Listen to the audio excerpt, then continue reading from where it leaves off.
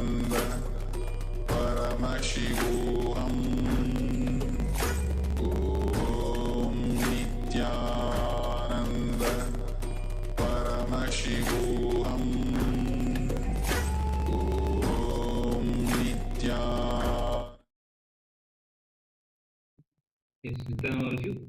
So now you can relax and take a moment and measure the temperature of water in both the containers.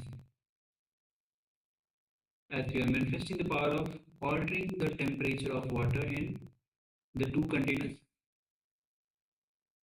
and let us know which container you declared to change its temperature, whether it's decrease or increase. And after measuring, what was the measurement of the temperature? Take a moment and let us share. And all the participants on YouTube also can share your manifestation in the YouTube chat. Please go ahead.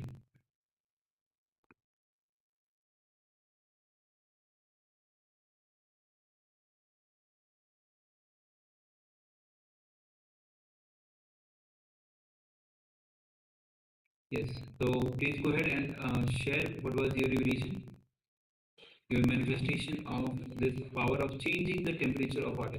See, understand, the moment you start changing the temperature of the water outside, you can change the temperature of your own body.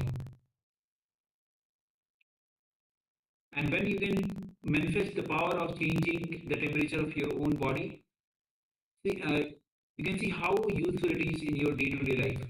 Sometimes when you are feeling cold, you can simply use this power and change your temperature, increase the temperature of your own body.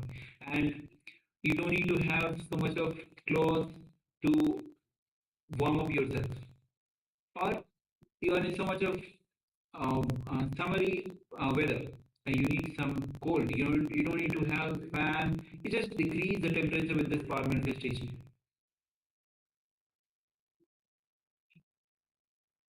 And of course, these are the few benefits of the practical application, but does not restrict here. It is from the oneness that these powers start manifesting. So being in that ultimate ecstasy, bliss is the ultimate goal, purpose of the power manifestation.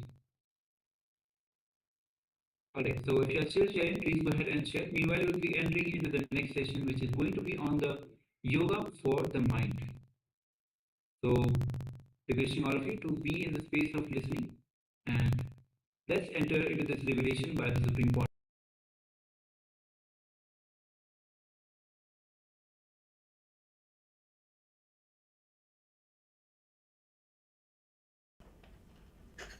We'll start with a small story.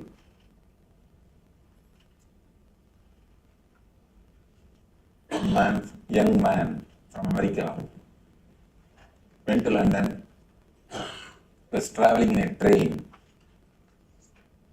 The elderly British lady and gentleman.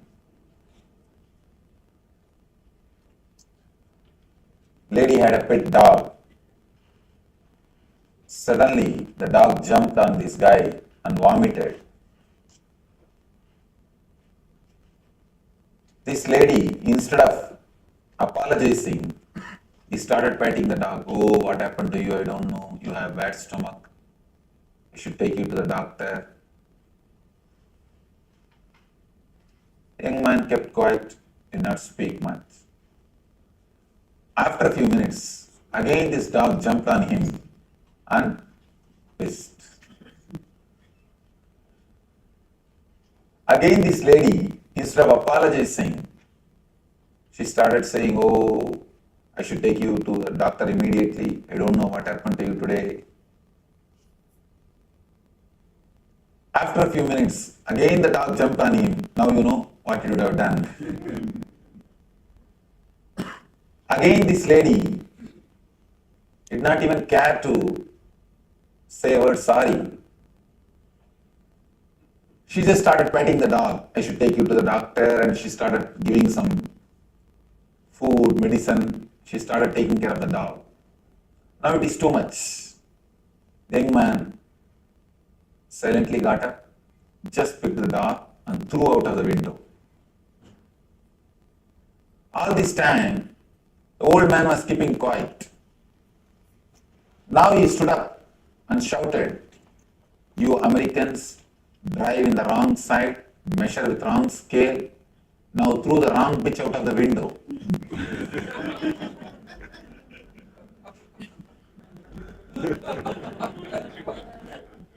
Whenever you throw, you always throw only wrong pitch out of the window. All our choice, all our decisions always end in dilemma. This dilemma is what I call mind. Dilemma is the straight, direct explanation or definition for mind. There are so many definitions for mind, but from my experience I can say this is the right word, dilemma. Continuously moving from this extreme to that extreme, continuously seeing the other side, continuously thinking, I should have done that, I should have done this, I should have taken that type of decision, I should have taken this type of decision. Continuously not accepting the present moment is what is the root of the mind. When you close your eyes, whatever happens in your space, whatever you think and whatever you can think, whatever you visualize, whatever you can visualize, whatever you experience, whatever you can experience, everything, the whole is what I call mind. The root of the mind is dilemma. If you can just accept this moment, the whole reality, the existence as it is, simply you will go beyond mind. You will go beyond mind, you will reach, experience the state which we call enlightenment or superconsciousness. Mind, the root of the mind is dilemma. Because you are continuously in dilemma, all your choices, I tell you, when I say all, I mean all. Capital letter ALL.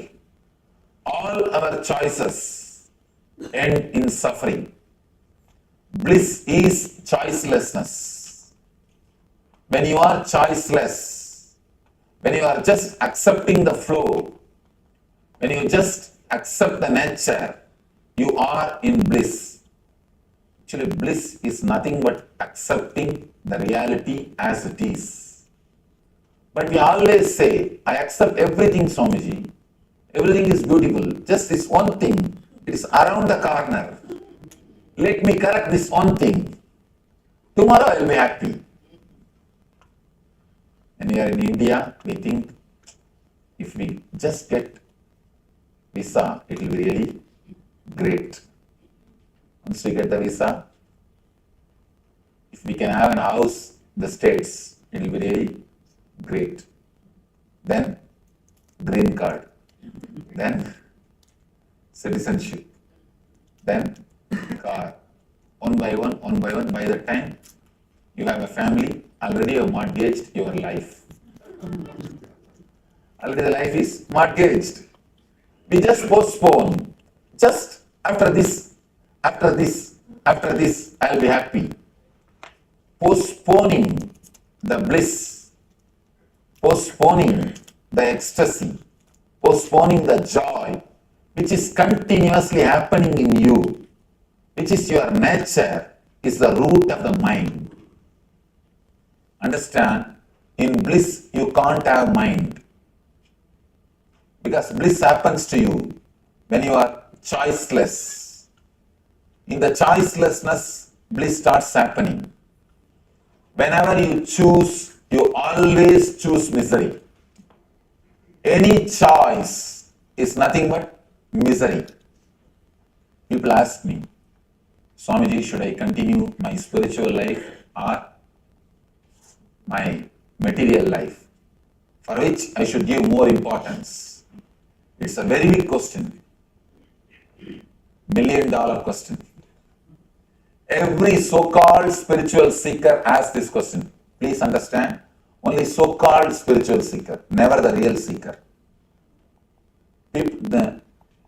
just like professional lawyers, professional doctors, there is a group of people who think themselves as a professional seekers.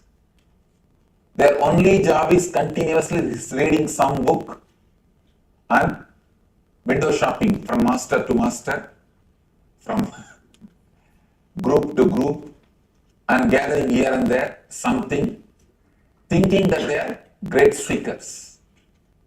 I have seen thousands of these so-called great seekers. They always come up with one question: should I put more energy, more time on my material life or in my spiritual life? I tell you, the moment you choose, you have started suffering. The moment you choose, you have started suffering. Whether you choose spiritual life or material life. If you choose the material life, you will always feel, oh, I am missing the spiritual life. You will be visualizing what you are missing. If you choose the spiritual life, you will always miss the material life. I tell you, there is no need to choose. Material life is horizontal line. Spiritual life is vertical line. We always have a dilemma, which one to choose. If you look little deeply into your being, of course, looking little deeply into your being is what I call meditation. If you meditate little bit, you will understand, experience. You don't have to choose horizontal line or vertical line. You have the capacity to grow in both directions at a time. That is what I call quantum spirituality.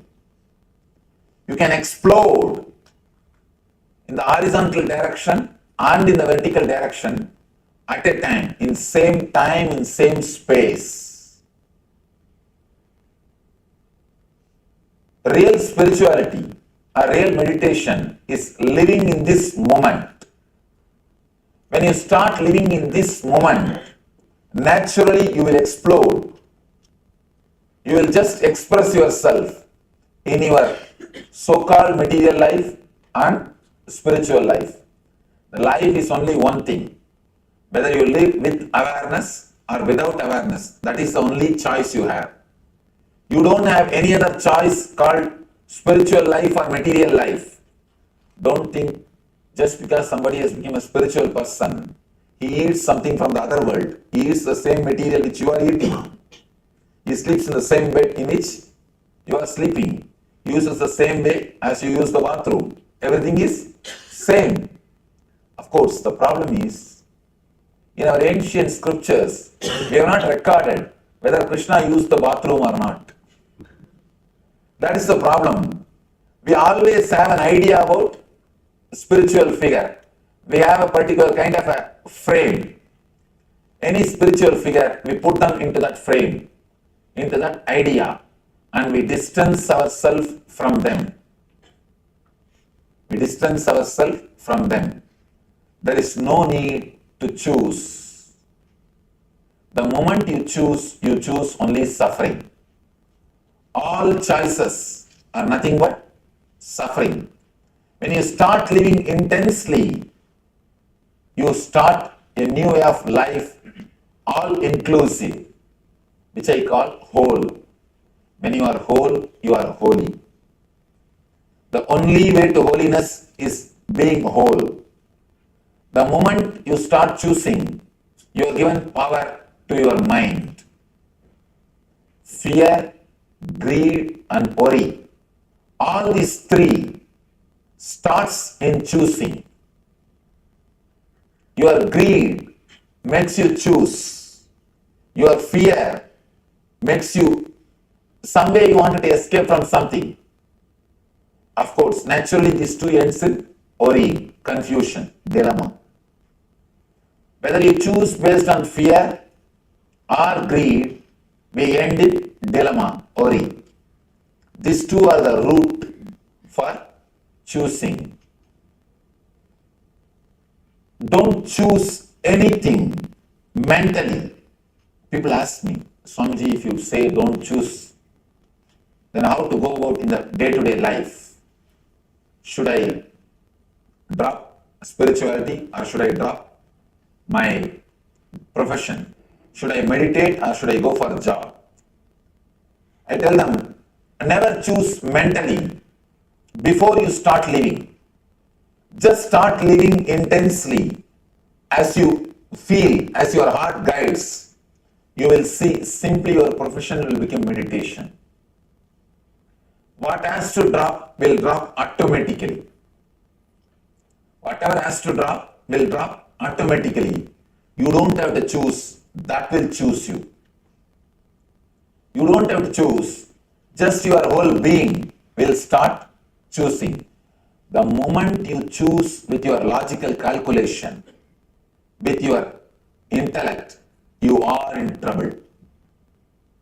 Not choosing, accepting the flow, going along with the flow is what I call intelligence. The moment you accept, something happens to you, that is what I call intuition. The normal level, very basic level, you are in the level of instinct. The moment you get the little bit energy to choose intellectually, you come to the level of intellect, man. If you drop choosing, accept the flow, something happens to you, intelligence, you become divine person. When you stay in this level, the same energy, something more happens to you, which I call intuition. You become divine. Step by step, from instinct to intellect, from intellect to intelligence, from intelligence to intuition. Usually, almost we are all stuck, 90% of us are stuck in intellect level. Of course, we are not in instinct level, we are in intellect level. Continuously fighting with yourself, continuously creating conflicts. That is the reason we need so much of entertainment. Why do you think continuously we need partying, drinking, TV, movie, everything? When I was first brought to this country, when I came first to this country, they showed me all this Universal Studio and Disneyland and whatnot, all those entertainment things. The devotee who took me around thought I'll feel very happy after seeing everything. But somehow I felt very sad. And I came out, they asked me, why Swamiji you are feeling so sad and you are silent? You didn't enjoy all these things. I said, if so much of entertainment is needed means this country must be joyless. You need so much of entertainment, so many nightclubs, just because we are joyless. We are just joyless. That is the reason. Again and again and again, we go out. Some way or other, we try to grab, we try to snatch joy. Trying to snatch joy from the outer world is nothing but trying to make thread out of stone. Trying to take thread out of stone. You see in India, out of this banana tree, they will make thread to make flower garlands. The banana trees, the outer shell of the banana tree, out of that they will make threads to make garlands. Same way, if you try to make a thread out of stone, what will happen? Out of a rock, out of a boulder, you try to make a thread. All our work to get joy out of the outer world, out of these outer entertainments, is nothing but trying to make thread out of boulders. Of course, you can escape from yourself. These are all just techniques to escape from yourself, but you can never Never, never, never think that you are joyful or blissful by these things. Unless a person is totally comfortable with himself, unless a person is totally ease with himself, unless somebody is totally relaxed with himself, I don't think he can find joy in anything from the outer world. How much you try, all you can try is you can just escape. That's what. Until around the age of 40 to 45, you come upon a new phase in your life, which I call depression of success. You got what you want, but you have not got what for you want. Achieving what you want and not achieving what for you want. At that moment, you face a phase called depression of success. That is the time we take major decisions in our life. People try to change cars, houses, wives. You continuously try to change. That is the age you decide or you think of changing cars, houses, spouse. You try to change everything. Either you go for outer change or you become addicted. Means you try to escape from yourself. Was talking to me. He said, Swamiji, any advertisement we can make only for 60 seconds. 60 seconds is the maximum time people watch. People don't watch more than 60 seconds, anything. I was shocked. I said 60 seconds is too less. What are you talking? It must be at least 2-3 minutes. He says, no, Swamiji. Survey says 60 seconds is the maximum time people watch. You can't trust anybody more than 60 seconds. Because within 60 seconds, their decision changes. They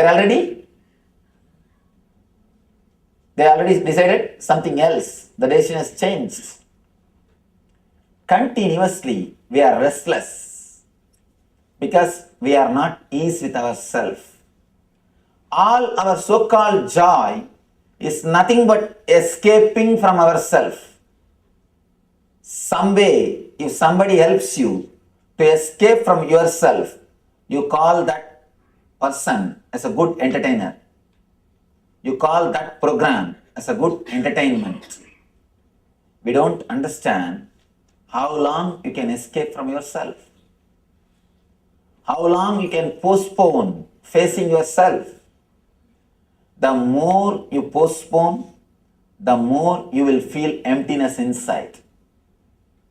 That is why many people come and tell me, I have seen hundreds of people coming and telling me, Swamiji, I have everything which a man can ask. I have everything, but I just feel I have nothing. I don't feel I belong to this. I don't feel I am at home. What is happening to me? What is wrong with me? We always think bliss is dependent on our outer life. That is why we try to make our outer life perfect. We miss an important thing. It is not based on the quantity, it is based on the quality. It is based on your inner quality. How much you can sit with yourself. How much you are comfortable with yourself. How much you can face yourself. How much you are relaxed within yourself. That decides how much you can be blissful. How joyful you are. It is the quality, not the quantity. Of course, I am not against the quantity. You can have all best things of the outer world. I don't say don't have the outer worldly comforts. Have everything. But don't sell the inner world to have the outward comforts. we sell our sleep to purchase bed. We sell our sleep to purchase bed. We sell our eyes to purchase drawings. We sell our life to purchase the outer comforts. That is where we do a big mistake. Instead of all inclusive, you choose. You sell your inner space to have outer space. And one important thing, this is a beautiful, very important statement from Tantra. Tantra says, there is no need for you to sell your inner space to have the outer space. There is no need to disturb, damage your inner space to develop the quality of your outer space. There is a technique, there is a method. You can create enough of energy, richness, quality in your inner space along with creating the outer space. The technique to create the quality in your inner space, maintain the quality of your inner space is what I call meditation. If you can spend at least 20 to 30 minutes in your life to enrich your inner space, to maintain the quality of your inner space, continuously you will be radiating bliss. And I tell you, you can surely excel in your profession. When you radiate bliss, you understand what for you are here, what you need, what you want, and what is your space, what is your role in this universe. Unless you experience deep easiness with yourself, you will not even know what for you are running. Most of us, by the time we ask the question, what for I am running, we already finished our life. We already finished our life. We have finished our race. After finishing, we ask, what for? I ran. What I am doing? That's a beautiful statement. The worst thing in the rat race is, even if you win, you are a rat. Even if you win, you are a rat. I don't think anybody wants to be a rat just for the sake of winning. If you choose to be a rat just for the sake of winning, it is up to you. It's actually our decision. Next thing, somebody was asking me yesterday, how to clear the negativity. This is a very important thing. Today I wanted to address about this, especially for doctors. Continuously, you swallow negativities of the patients. Continuously, you are hearing about the problems. You are hearing about diseases. You are meditating on negative things. Please be very clear. For others, people who are in the other professions, for them meditation is a luxury. If they want, they can have, otherwise there is no need. For doctors, it is a basic necessity. If you don't meditate, be very clear, we are going naturally towards depression. Because every day we are meditating on negative things.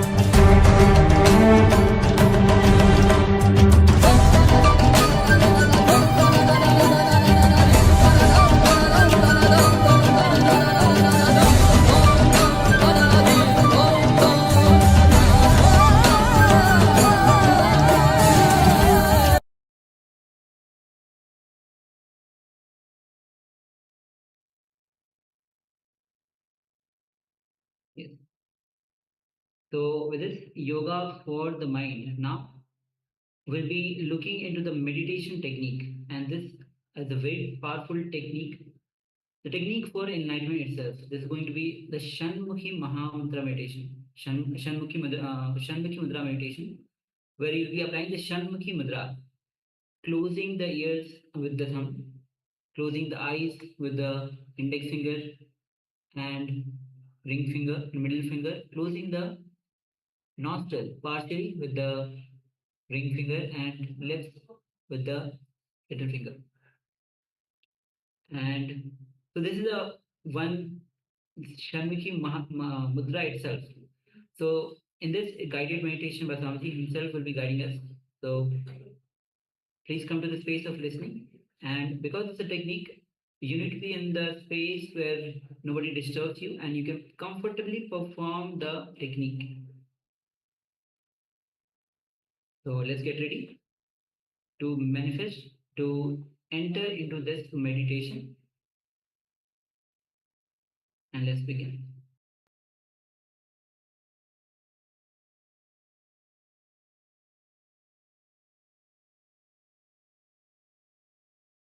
Your whole energy is centered on the head. So now Shiva says, close all the 7 openings.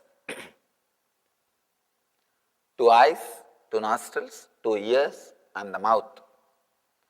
Close all the 7 openings. Then immediately the outgoing energy which is constantly flowing outside, will be stopped and it will be concentrated as one beam light, one light beam. Then now you can use that energy to penetrate your third eye.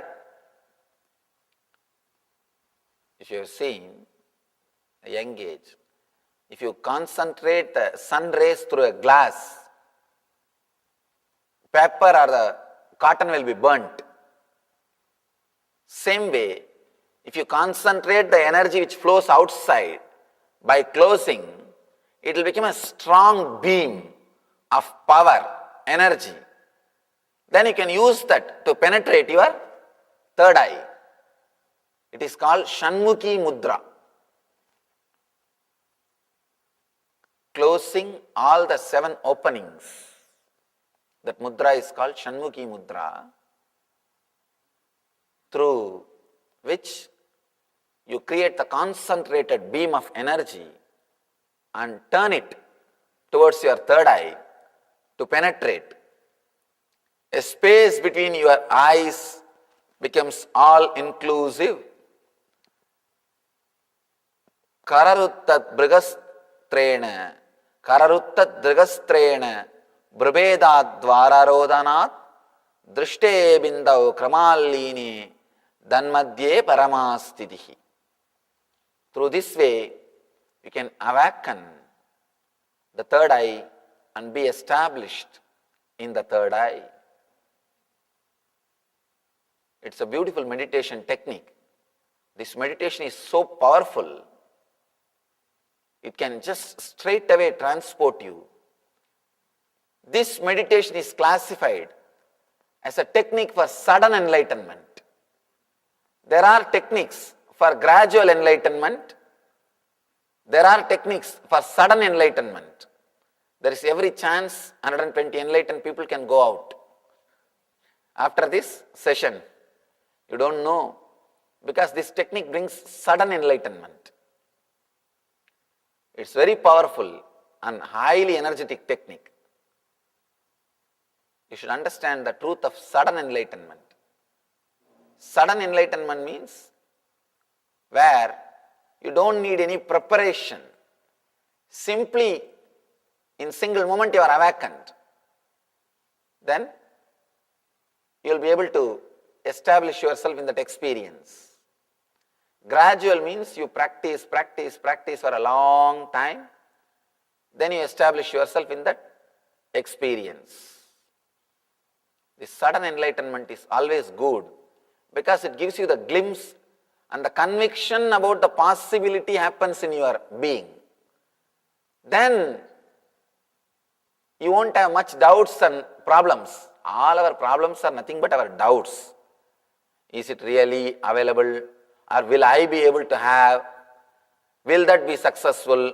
I don't know what will happen to this. I don't know what will happen to my husband. I don't know what will happen to my wife. I don't know who will run away where. All these doubts are the problem.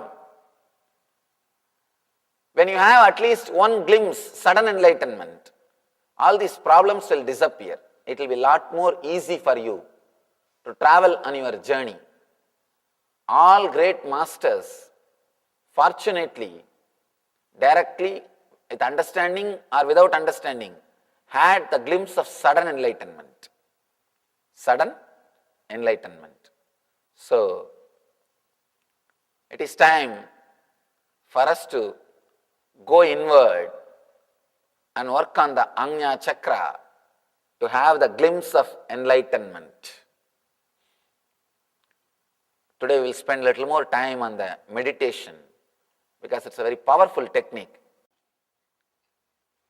Let me describe the technique. It's a very powerful technique. Please understand the instruction slowly but clearly, then we will do it.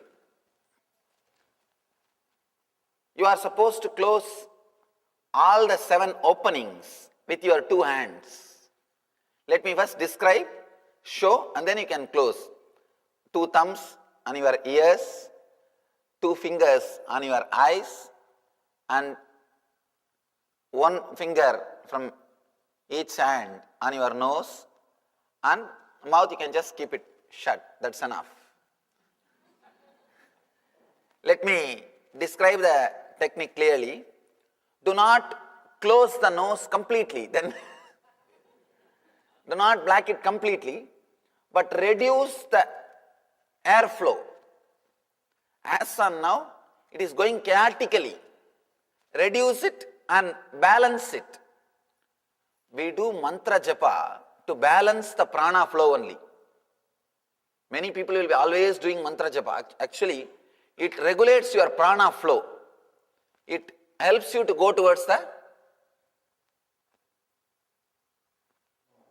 little more higher space or consciousness.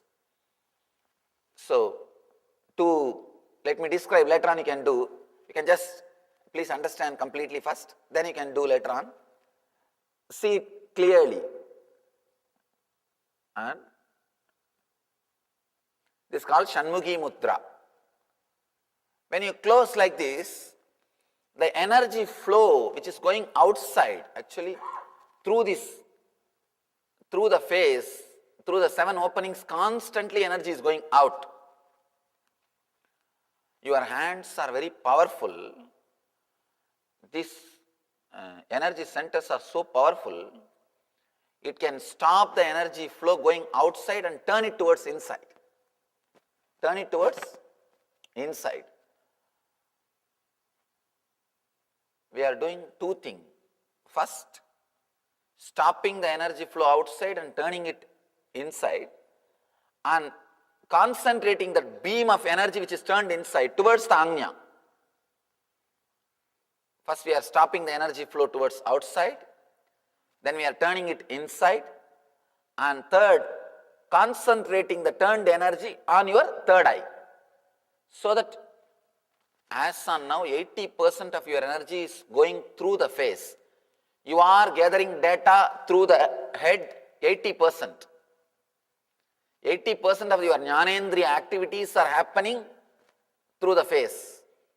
Now you stop all that energy flow out and turn it towards in and center on the third eye.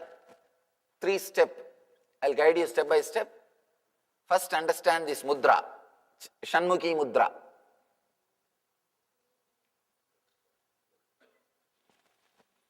And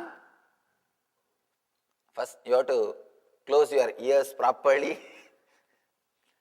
Actually, it will be comfortable for you if you sit on the ground and put your hands on the chair, so that the hands heaviness you won't feel. You can support yourself on the chair. You understand? You can turn a chair, put a chair in front of you. Yes, just like that, and support your hands. It will, or you can support on the chair which is front of you. You can sit on a chair and you can sit even on a chair and put your hands on the, so that it will be, you will not have that shoulder pain. Yes, that's the right thing. You won't have shoulder pain. One more thing, please understand. You may ask the question, can I cover it with earplug or some clothes, Swamiji? No. Earplugs does not have energy center. Your fingers have got energy center. That is why in India we always eat with hands. Because food will be energized. The food will feel comfortable with your body will feel comfortable with the food before it goes inside your system. And I always, even if you eat with a spoon, please always put your hand on the food for a few minutes before eating. Before eating, always wash your both your hands, put your hand on the food. Remember God or Guru or whatever you meditate, and whoever you meditate, just remember for a few minutes, then start eating. The food will feel comfortable with your body will feel comfortable with the food.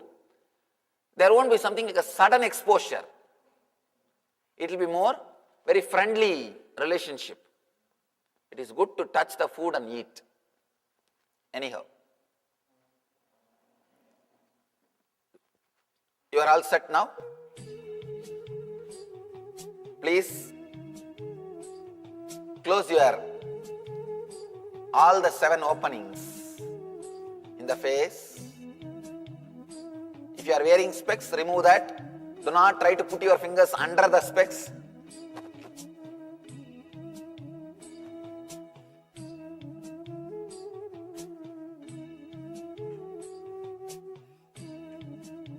Do not close the nose completely.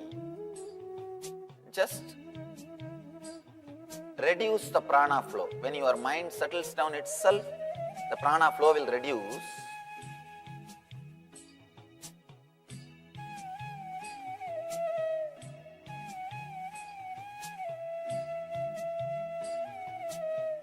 In this same Shanmukhi Mudra, inhale and exhale as slowly as possible. As slowly as possible. Inhale and exhale.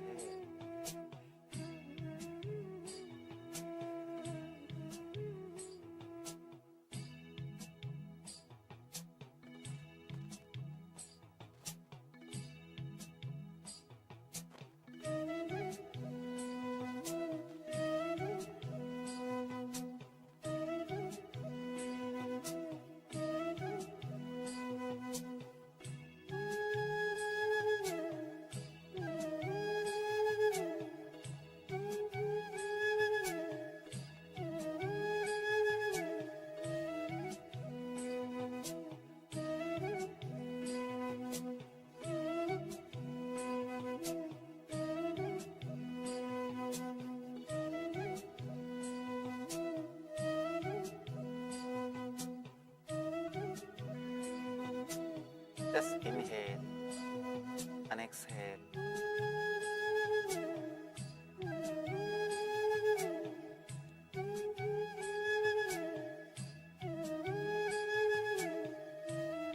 As slowly as possible, as deeply as possible.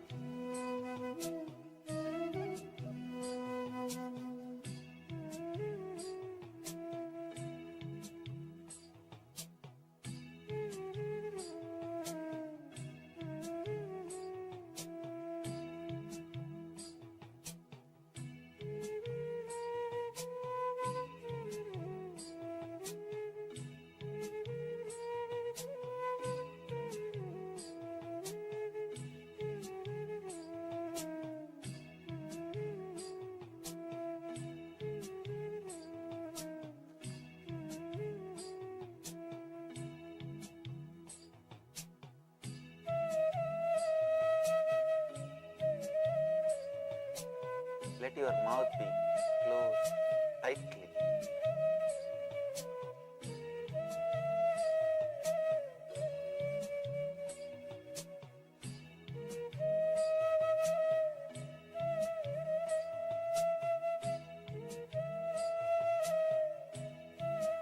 visualize both your eyeballs have become like a stone. Let them not move, let them become just like a stone.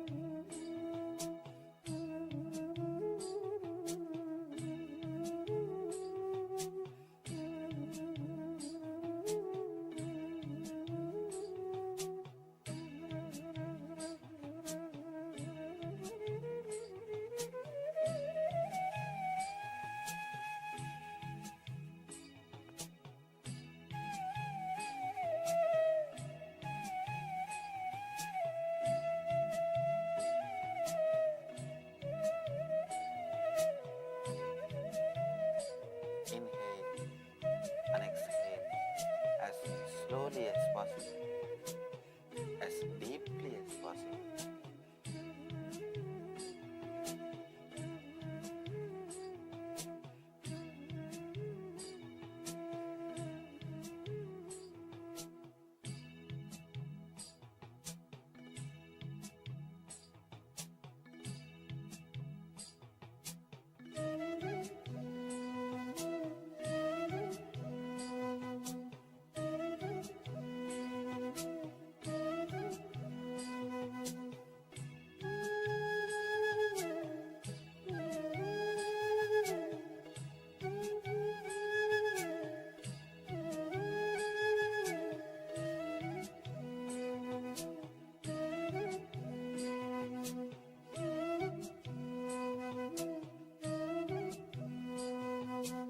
Slowly, very slowly, put your attention on the third eye. Do not concentrate, do not tense yourself. Just put your attention on the third eye, Ajna Chakra.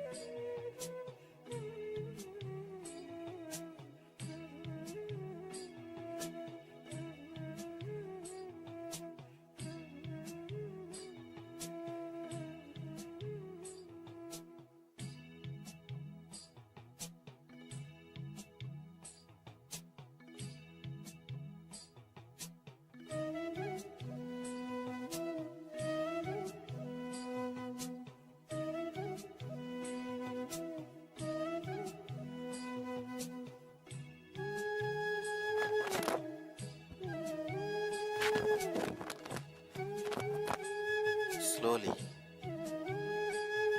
intensely start concentrating on your thought. Intensify your awareness. Do not create stress. Try to penetrate with deep awareness. Do not create pressure. Create only awareness.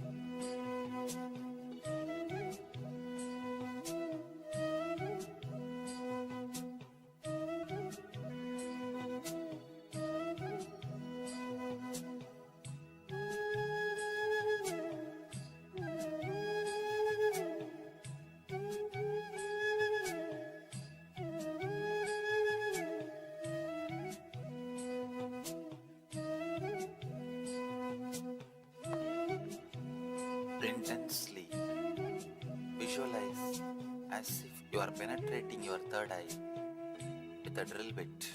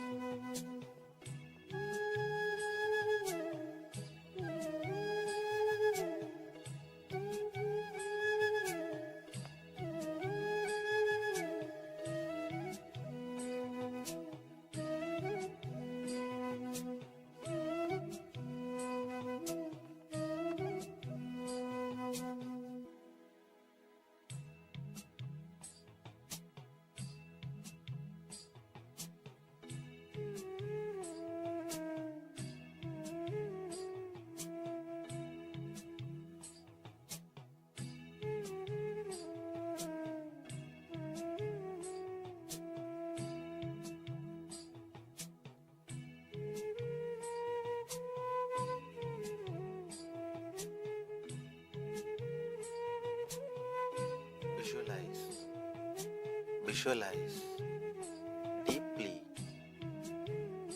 as if you are penetrating your third eye with a drill bit.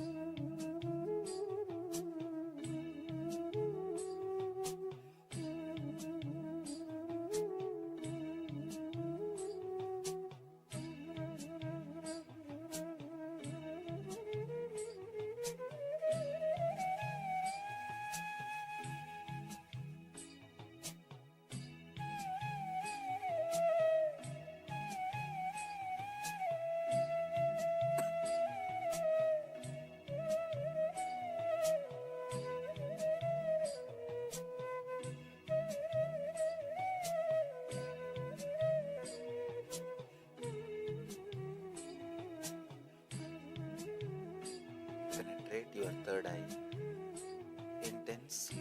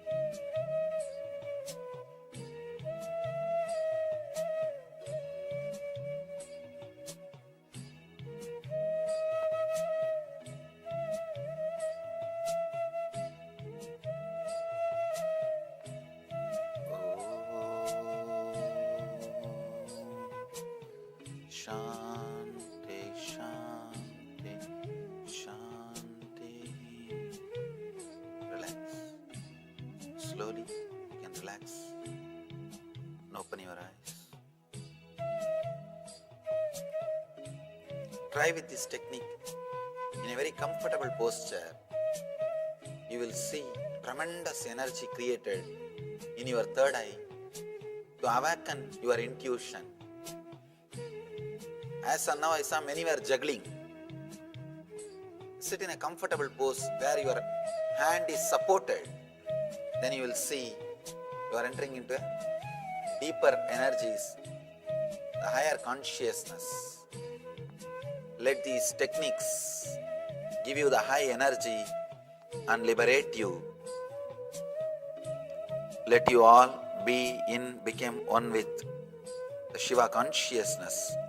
Let you radiate eternal bliss. Nithyananda. Thank you.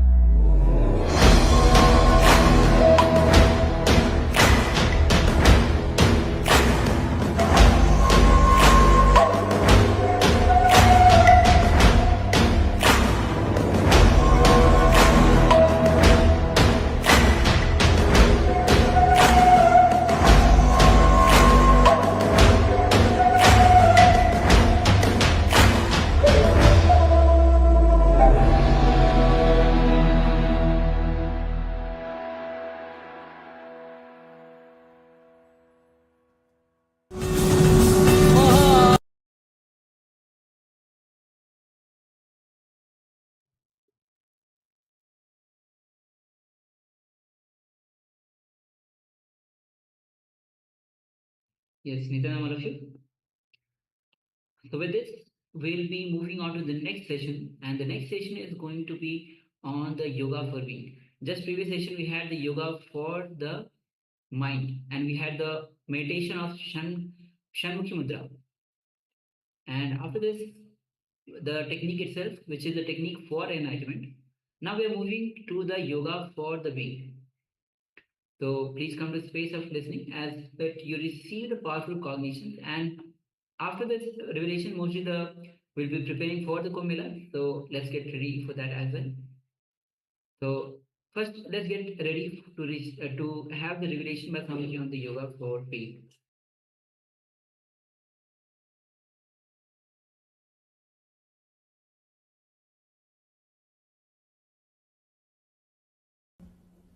Now, yoga for spirit, being.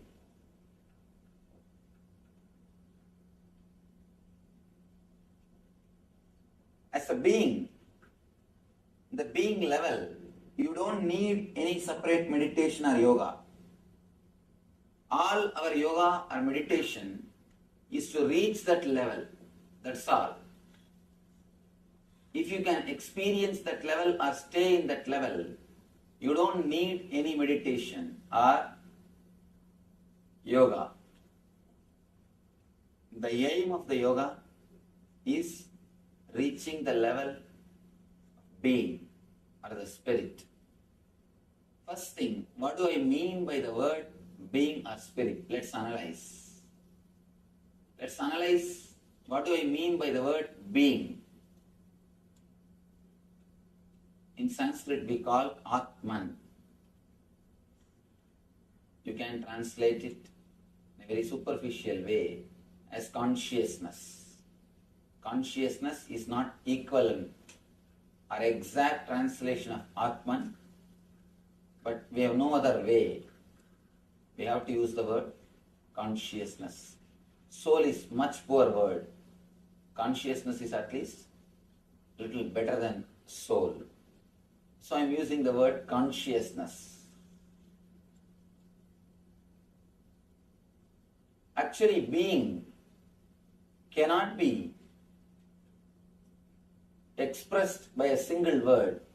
You can say what is not being and make people understand what is being. But you can't pinpoint and say what is being. Because whatever you can pinpoint is only related to mind. You can't say anything about the being because it is something beyond mind. It is something above your intellect, it is something beyond your logic. Again and again, our masters declare it is beyond the body, beyond the pranamaya, beyond the manomaya, beyond the vijnanamaya, the different sheets, different koshas.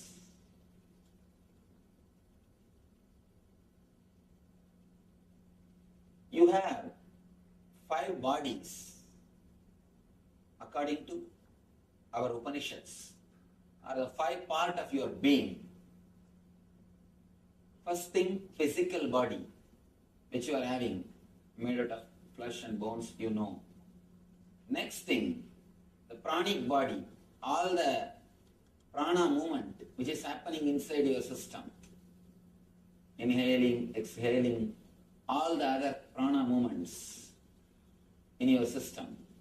Third thing, your inner chattering, that is called manomaya. Fourth thing, the deep sleep state, what they call vijnanamaya, which you experience at the time of deep sleep. Fifth thing, anandamaya, of course, which you experience very rarely when your mind is totally in peace, when your mind is totally in silence. It is very rare people experience this Anandamaya Kosha. It's like if you are continuously asking for something, for example a sweet, particular sweet, continuously you are thinking about it. You want to have it. You are working for it. Suddenly one day you get that sweet. When you put that in your mouth, the restlessness which you had for that sweet, or continuous thinking which you had for that sweet, it disappears, it comes down. Your mind becomes a little calm for a few moments. That few moments you experience Anandamaya Kosha. You experience the joy which is from your being. But unfortunately, your mind starts thinking that joy is from the sweet. Then you start running behind it. You think if you create a same situation or a same atmosphere, you will be able to experience the same joy. If that is the case, continuously the sweet must give you the same joy. But it is not giving. 4 sweets, okay. 5th, it's all right. 6th, you say, I think no, too much. 7th, you try to escape from it. If it is from the sweet, it must only continue or grow. If it is from particular space or particular situation, it must continue or grow. but it is not our experience.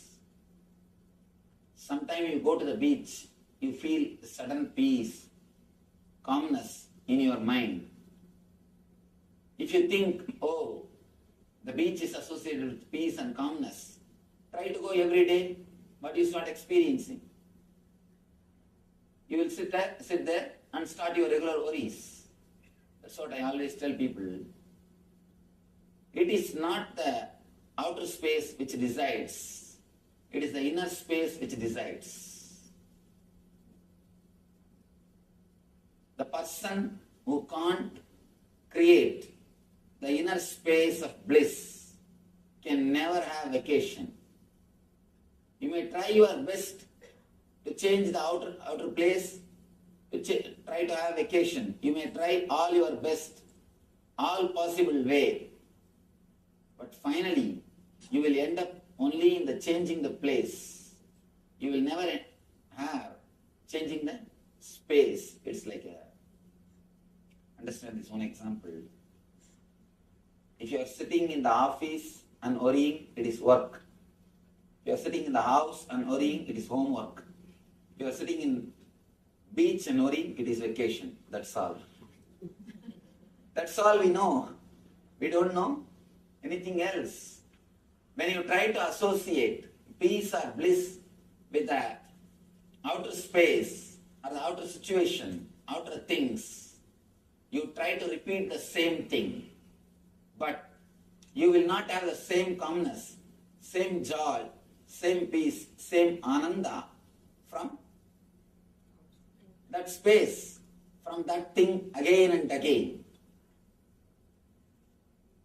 If you somehow learn the technique or manage to tune yourself with your being and open the Anandamaya Kosha, the bliss space, continuously you will be able to stay in that space.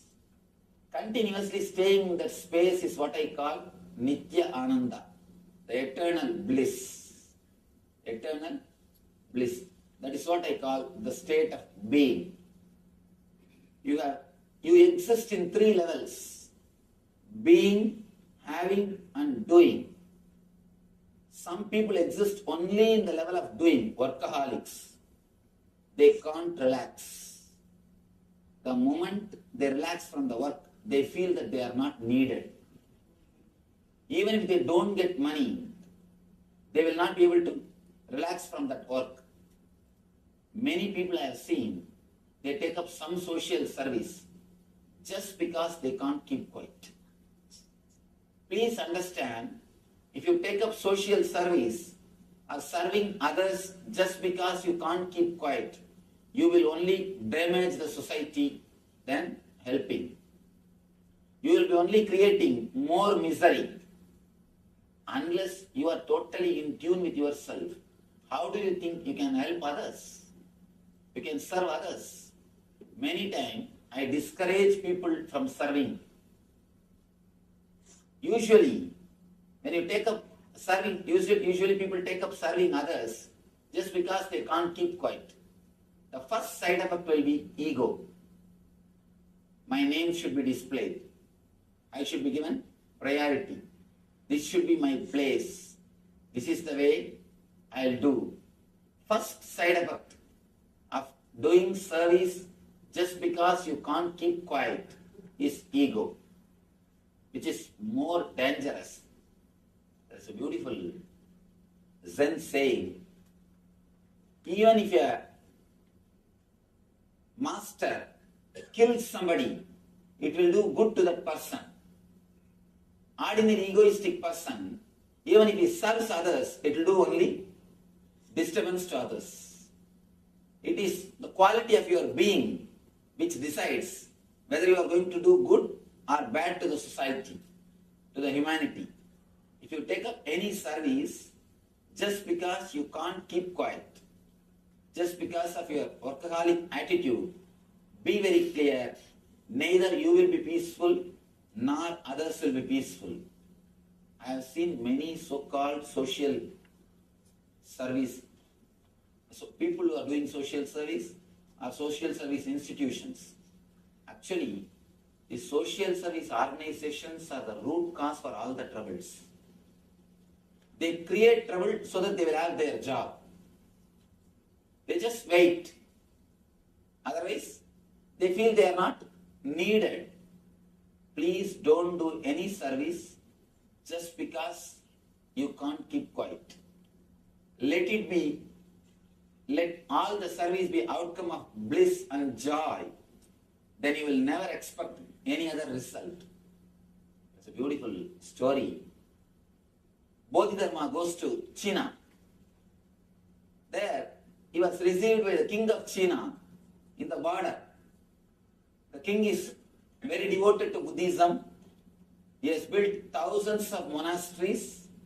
He has translated all Buddhist scriptures to Chinese language. And he has done all possible things to spread Buddhism. He is standing in the border and receiving the Bodhidharma. After receiving Bodhidharma, he asks, Buddha, please tell me, I have done so much of service to Buddhism. What will I get after death? What is the reward for me? Because I have done so much of service. It's a wonderful story. He says, I have asked so many Buddhist monks. They told me that I will reach the seventh heaven. But I wanted to listen from you.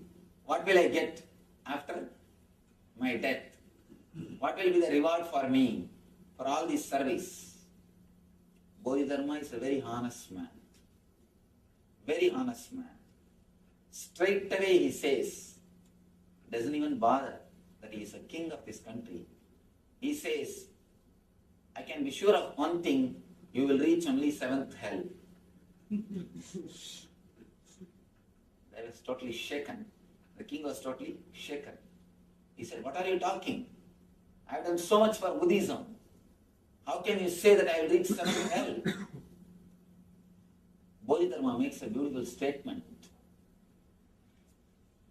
If you have really done the service, the very service itself is a reward.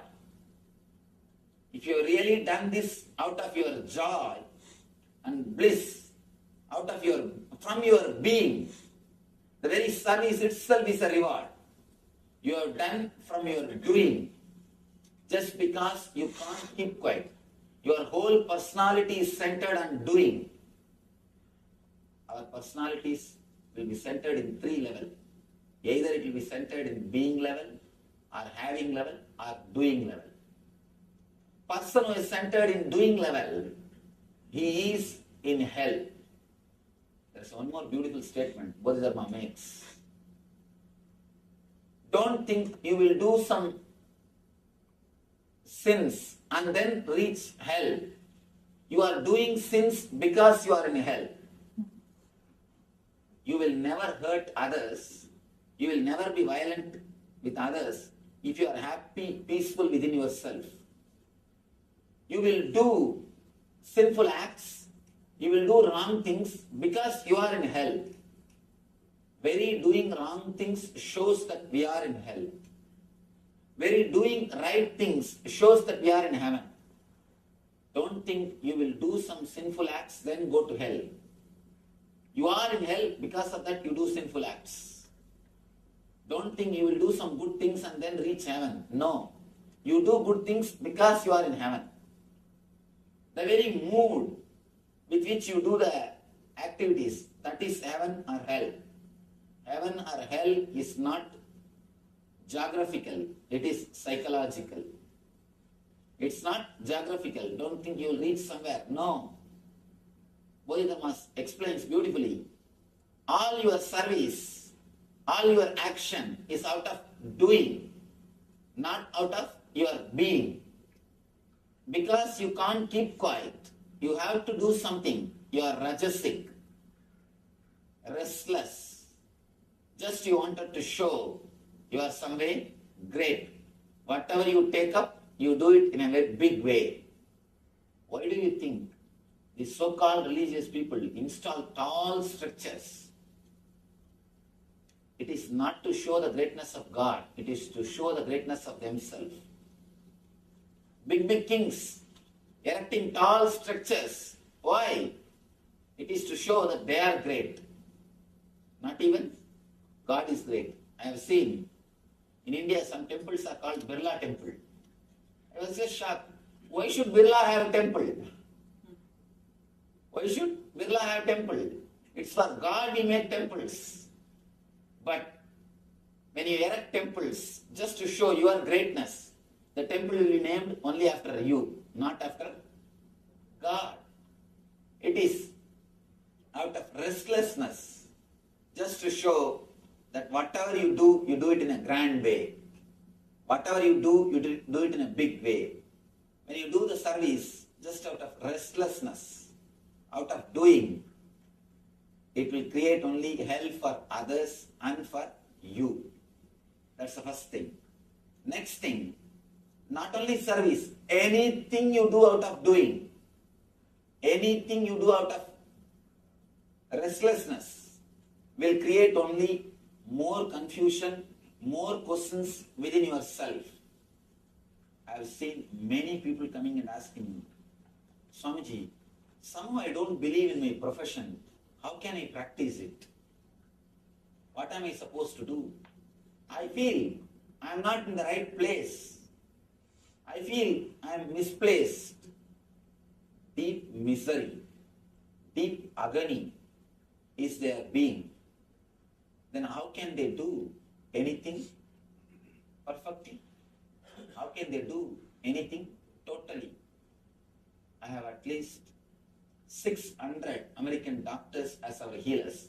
We have 2,000 healers all over the world serving the society through 400 centers. Average 20,000 people are touched by our healers every day. This record, statistic record says every day average 20,000 people are touched by our healers. I have more than 600 healers for American doctors. I have seen many doctors coming and asking me, Swamiji, somehow I feel I am not in the right place, or I am not doing what I feel. What can I do? How can I do? What should I do? How to go about? Understand, it is not important what you are doing. It is important how your being is. Whether you practice this profession or any other profession, if your being is not tuned with yourself, you will feel the same restlessness.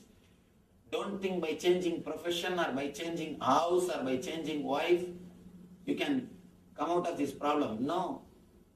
Only by changing the inner space, we can come out of this problem.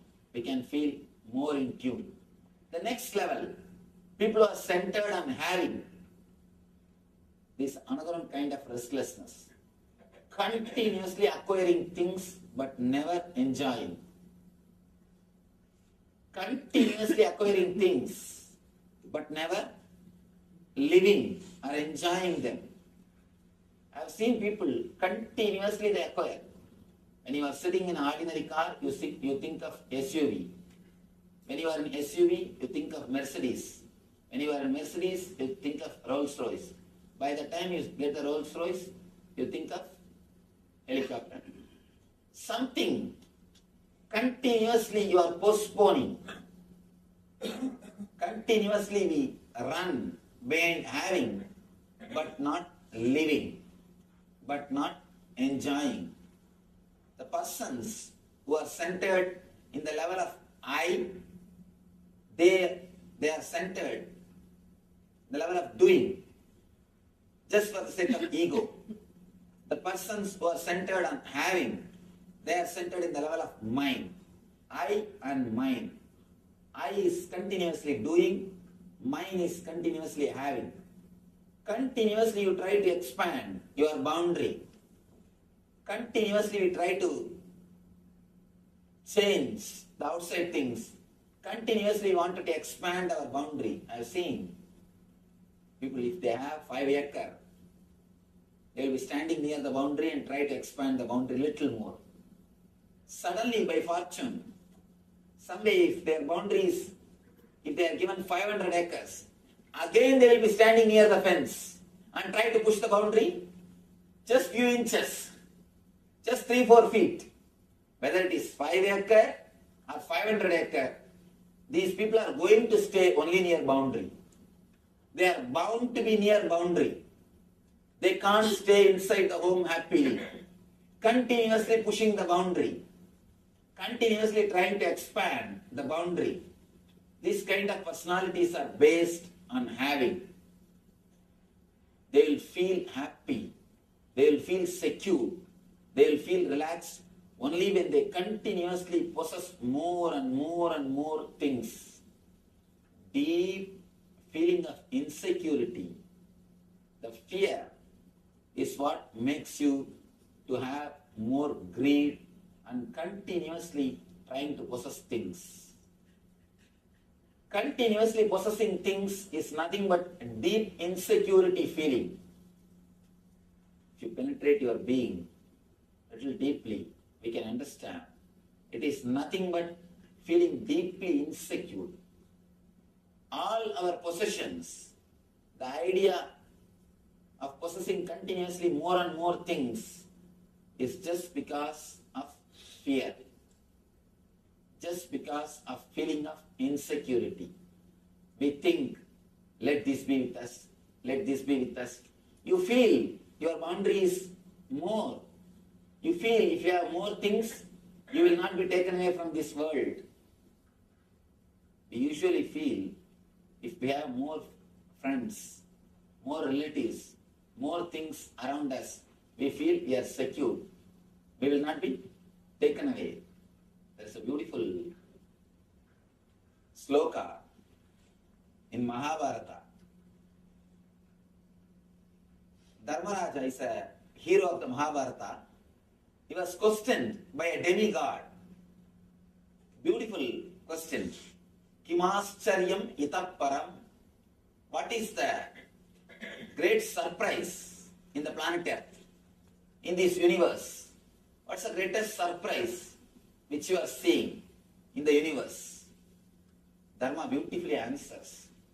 Aganyagani bhutani gacchantiha yamamandiram sesha sthiramischandi kimascharyam itap param.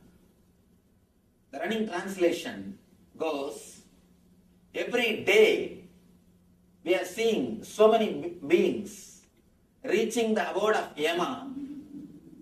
Aganyagani bhutani gacchantiha yamamandiram. Every day we are seeing so many beings reaching the Yama's abode, the Lord of Death's house. But even after seeing, we feel that we are going to be here eternally.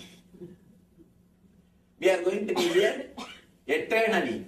We are going to be here forever. We never think, our being never feels that we are also going to leave. Continuously we are seeing. For a few minutes we feel, especially for doctors, after a few times, we just become insensitive to the whole concept. Or we just take it for granted. We don't think, we don't look, we don't prepare ourselves consciously for the whole life and death. We don't look the whole event. We don't look both sides. Either you try to forget yourself through greed, means expanding your boundary, or you try to forget yourself because of the fear. Of course, the fear also ends in expanding the boundary. We try to hide, we try to forget all these things by continuously expanding the boundary.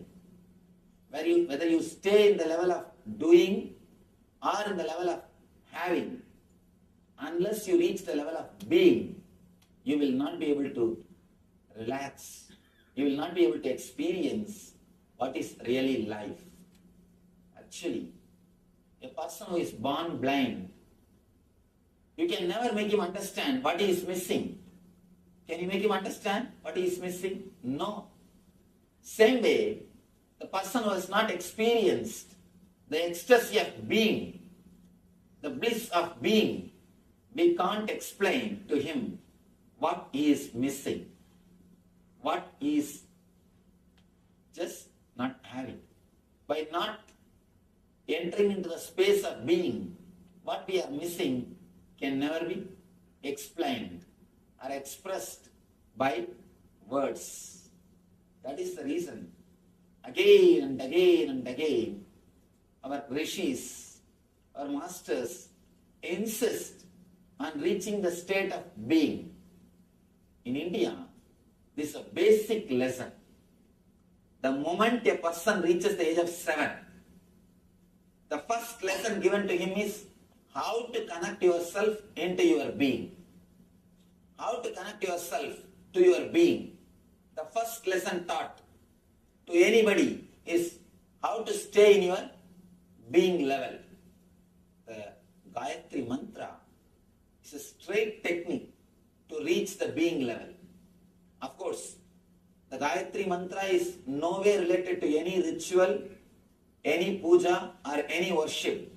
It is a straight technique to make you fall in tune with the being, to make you fall in tune with your consciousness. The meaning of the mantra itself says, let me meditate on the energy which awakens consciousness in me.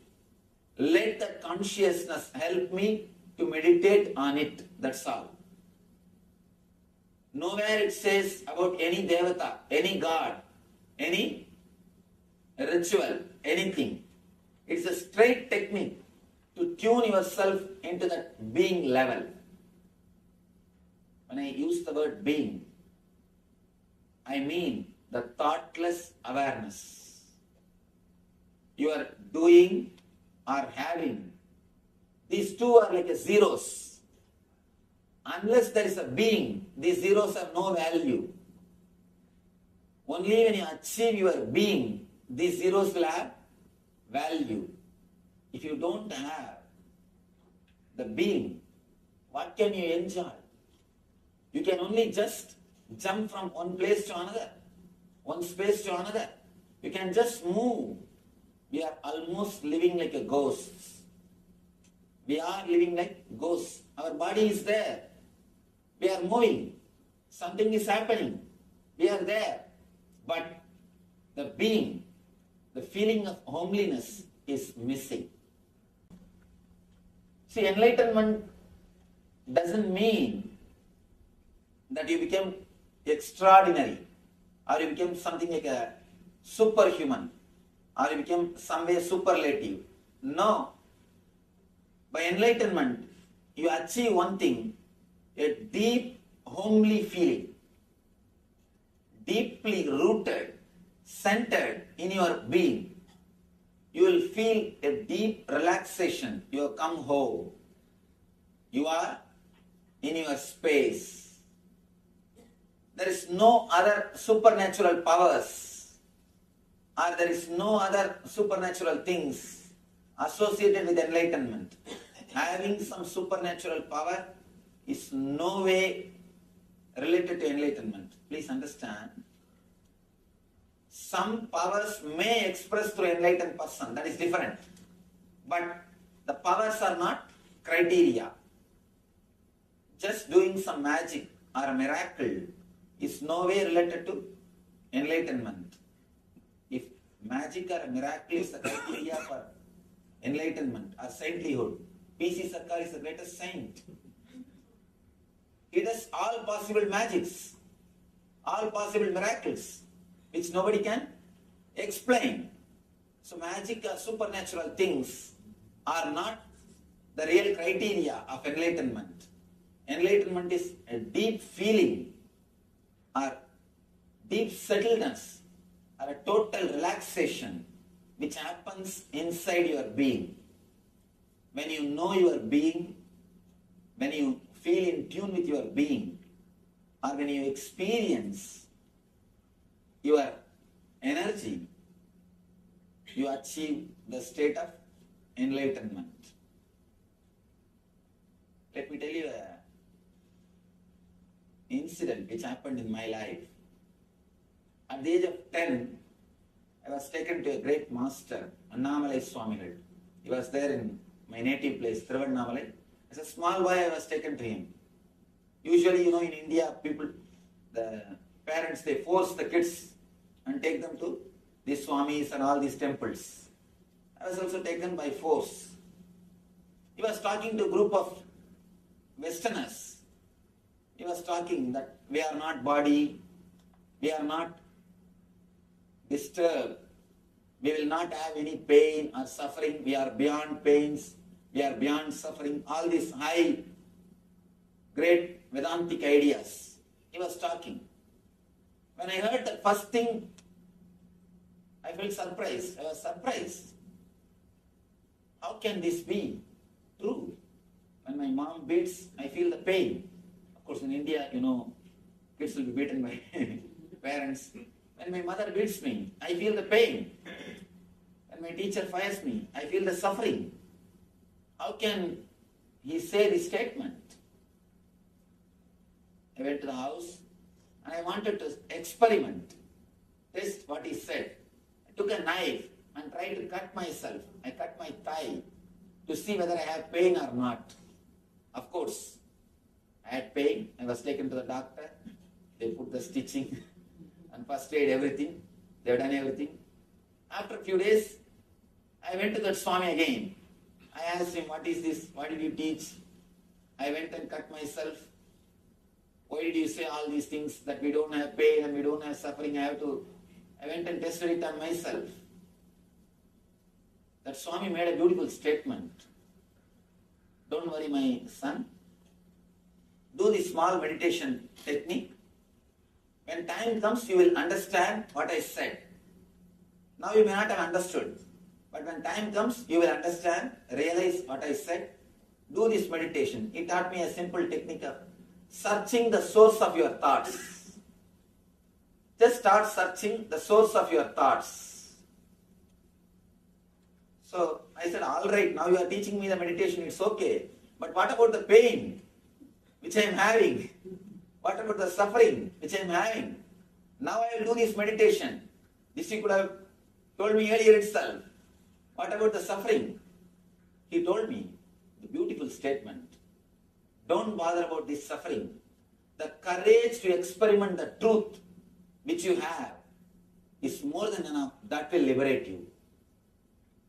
These one or two small mistakes, these small things, don't bother about it. It is worth doing. Or these troubles are worth facing. The courage to experiment with the truth, that's the greatest thing anybody can have. You have that. That is enough. That will guide you. That will lead you to the ultimate experience or to the end of the life. Of course, that one statement, the courage to experiment with the truth, that one statement gave me the courage to experiment with all these truths. To reach the being level, we need only one thing, the courage to experiment with the truths. The courage to go behind the truth wherever it leads us. Not just as a time passing.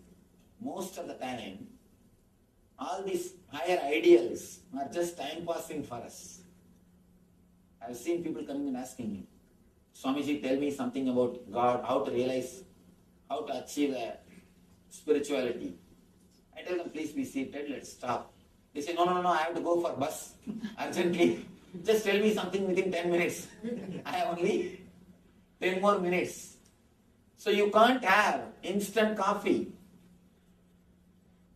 If it is superficial, if it is very shallow, it will be only time pass and entertainment. I have seen, actually once a person came to me and he asked me, Swamiji, please teach me how to achieve God, how to reach the enlightenment. Please teach me. I did not answer. I just started talking something else. I just started talking to him. How are you from? You are from where? What you are doing? How many kids you have? What your wife is doing? I started talking all these things. And he started answering. Then conversation turned towards other side. After that, he spent 3 hours with me. He did not even raise that question again. He forgot the whole question. Then understand how sincere the very question is. Just the time pass. Casual question. Just because you got somebody. Put some question, that's all. If he answers, okay. If he doesn't, well and good. Which is not sincere. Or the real problem. People tell me, Swamiji, many times I think I should ask this question, that question. I come with all preparation. But when I come in front of you, I forget all the questions. If you say this, be very clear, your questions are not worth answering. They are just casual. If they are real questions, how can you forget them? They will haunt you in your dreams, in your sleep, in your day. They will be continuously haunting you. If they are real questions, they will be continuously haunting you. If they are superficial, naturally, you will forget.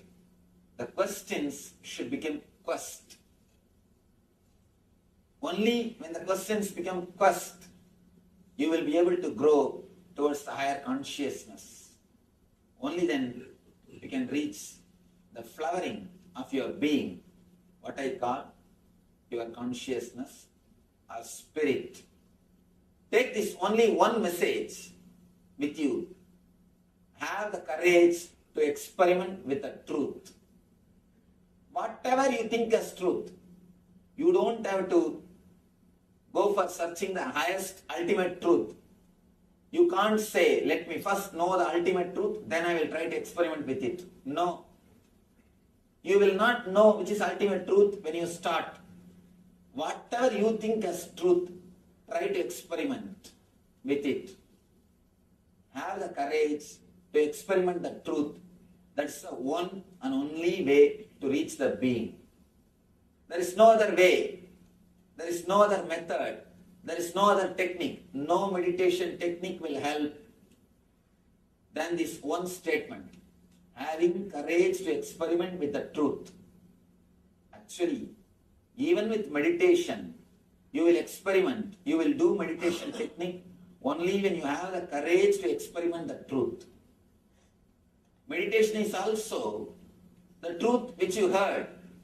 Only if you have the courage, you will experiment with it. Otherwise, what will you do? Oh, 2 days, the Swami spoke really nicely. He's a good orator. Or you'll say, even though he looks very young, he's a good speaker. I have seen many people, after the discourse, they will come here and tell me, Swamiji, you speak so beautifully. You have spoken such great things. I just catch them. Tell me what I spoke. I just catch them. Tell me what I spoke. They say, no, don't ask that. You spoke very nicely. You are really a great person. I have never seen such a great discourses. I have never heard such a great discourses. I have never seen such a great person. You spoke really nice way. Please understand. If people are coming and telling after the discourse that I spoke beautifully, means they have not heard what I spoke.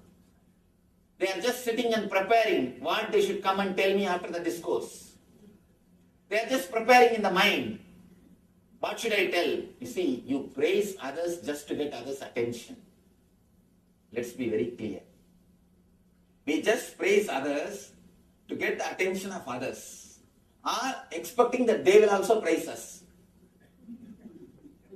We just have to be too polite. We can't say directly, please praise me. We have to be a little diplomatic. We have to be a little polite. So naturally we have to use little courteous words, good words towards others, so that they will tell, oh, you are really a great person, very good person, you have such nice words for others, you are such a beautiful person. We throw good words towards others, expecting that we will get them back. We will get them back. Please be very clear. Don't prepare words. I have seen usually people, when they sit and listen, either they will be preparing the words which is against what I am uttering, arguing with themselves. No, I don't think this is truth. I don't think this is right. Or they will start believing and start coining the words how to praise me. By doing both, you are missing what is said. Please understand, if you are against, if you are continuously questioning, you are missing the truth which is expressed. If you are trying to praise, if you are trying to create words to praise me or to accept, again you are missing what is expressed. Both the way you are missing. That's why I tell people, whether you have negative attitude or positive attitude, both the way you are missing. What you need is not faith or doubt. What you need is courage to experiment with the truth. Just have little courage. I always tell people, the so-called believers or the so-called religious people are the most cunning people. I have seen many different kinds of people. Atheists will be more honest and straightforward.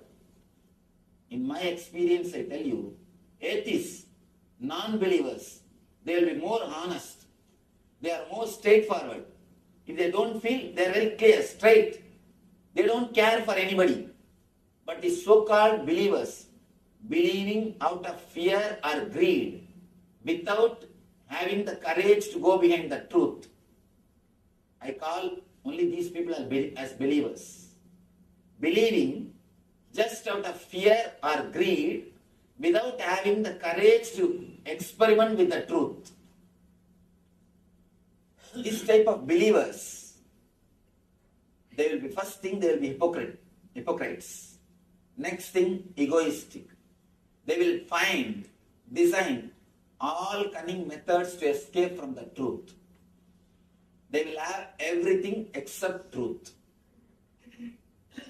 What we really need to reach our being is the courage to experiment with the truths. Vivekananda says beautifully, instead of reading libraries, volumes and volumes of books, just have the courage to experiment with simple 2-3 concepts. Take 2-3 concepts, have courage to experiment with them. That's enough. Instead of reading volumes and volumes, instead of making yourself a great intellectual, just by reading without having the courage to experiment with the truths will make only our head more heavy. Because you accumulate too much in the head. If you eat and don't digest, what will we do? We will vomit on others.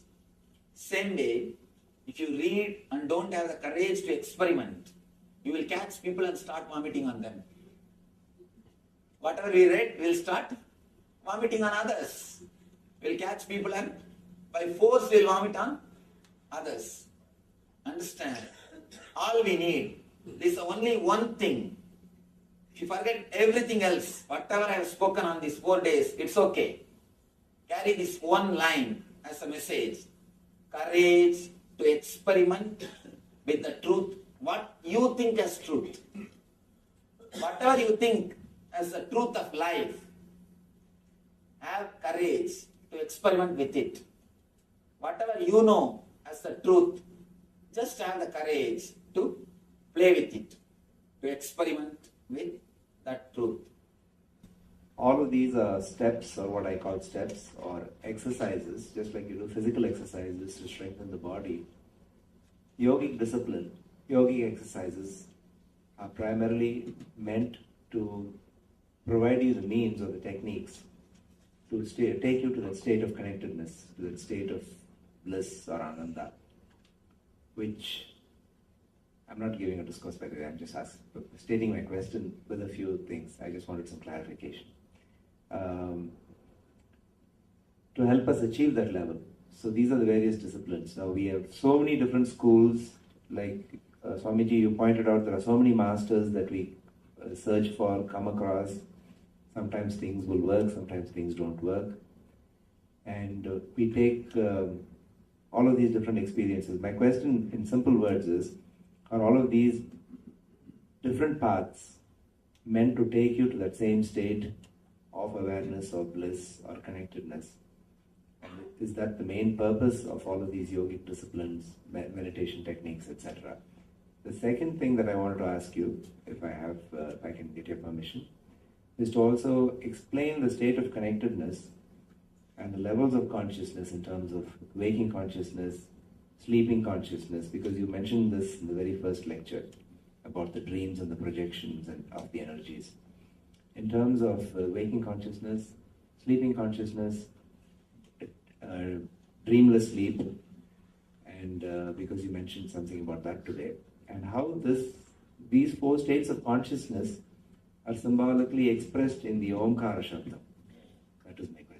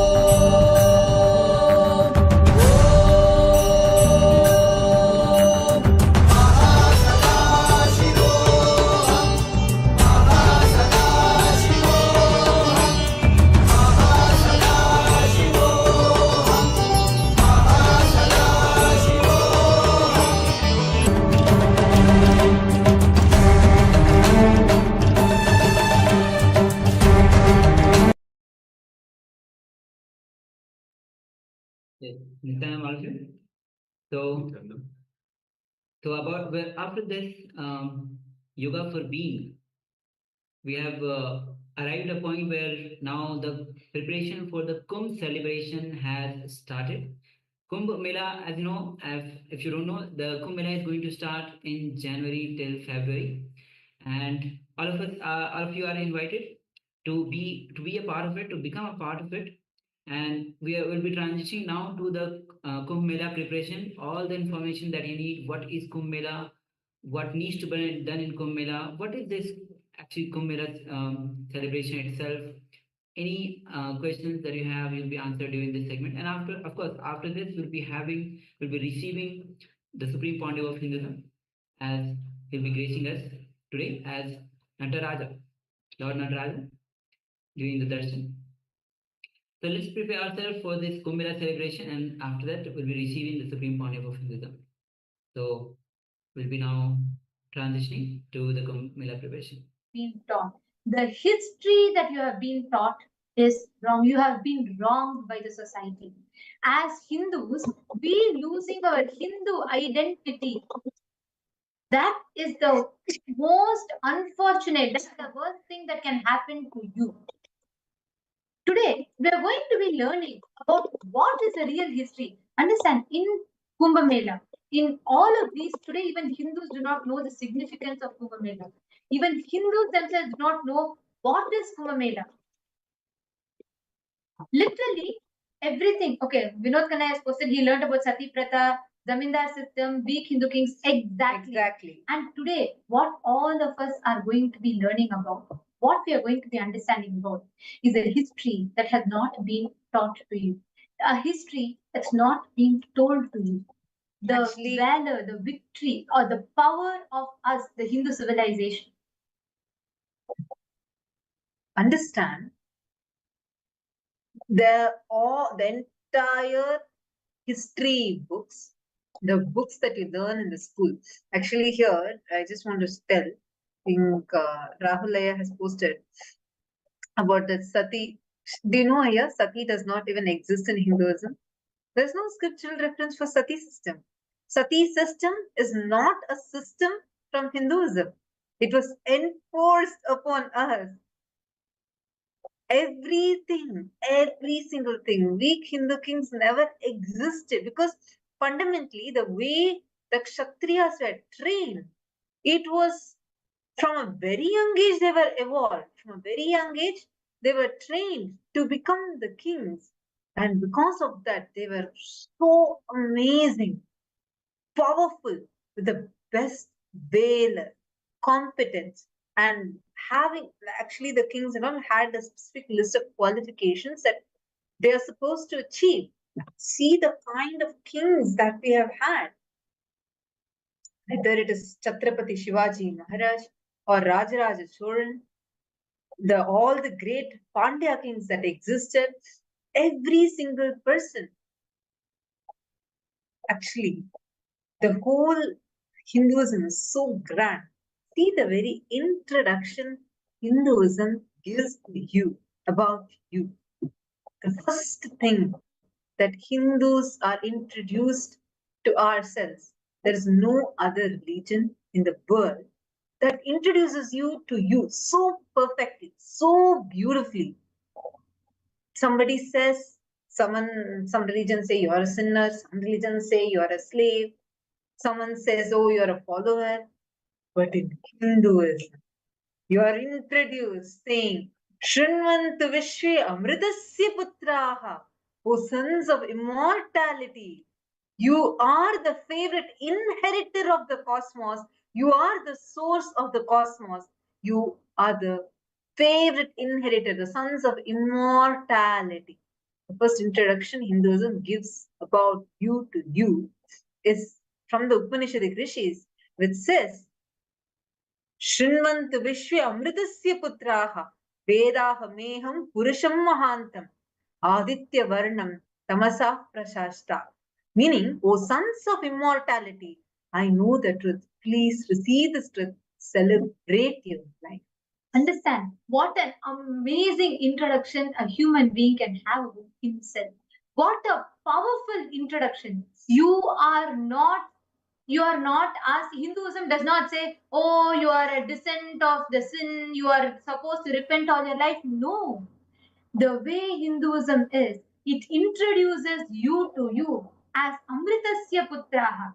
This is what made us, and makes us the longest living civilization on planet Earth. Until the 1500s, the Hindu civilization, was spread across 100 like the entire kingdoms, all the Hindu countries, the 56 Hindu countries. Hinduism flourished in 56 Hindu countries, 200 Hindu kingdoms, 1700 Hindu provinces, and 10,000 Hindu traditions, 10,000 sampradayas. We Hindus we were spread far and wide, and the impact that we had was phenomenal. In every field, we were adepts. Whether it's the field of mathematics, science, chemistry, biology, or aeronautics, dentistry. Did you know that most ancient advanced dentistry, including the root canal system, we have evidences from Hindu civilization. There are scriptures for it. Father of plastic surgery is from Hinduism. In fact, the earliest reference to the entire field of being able to fly, the entire aeronautics, was in Hinduism. Vaimanika Shastra, we have a scripture on it. Whether it is plastic surgery, architecture, dentistry.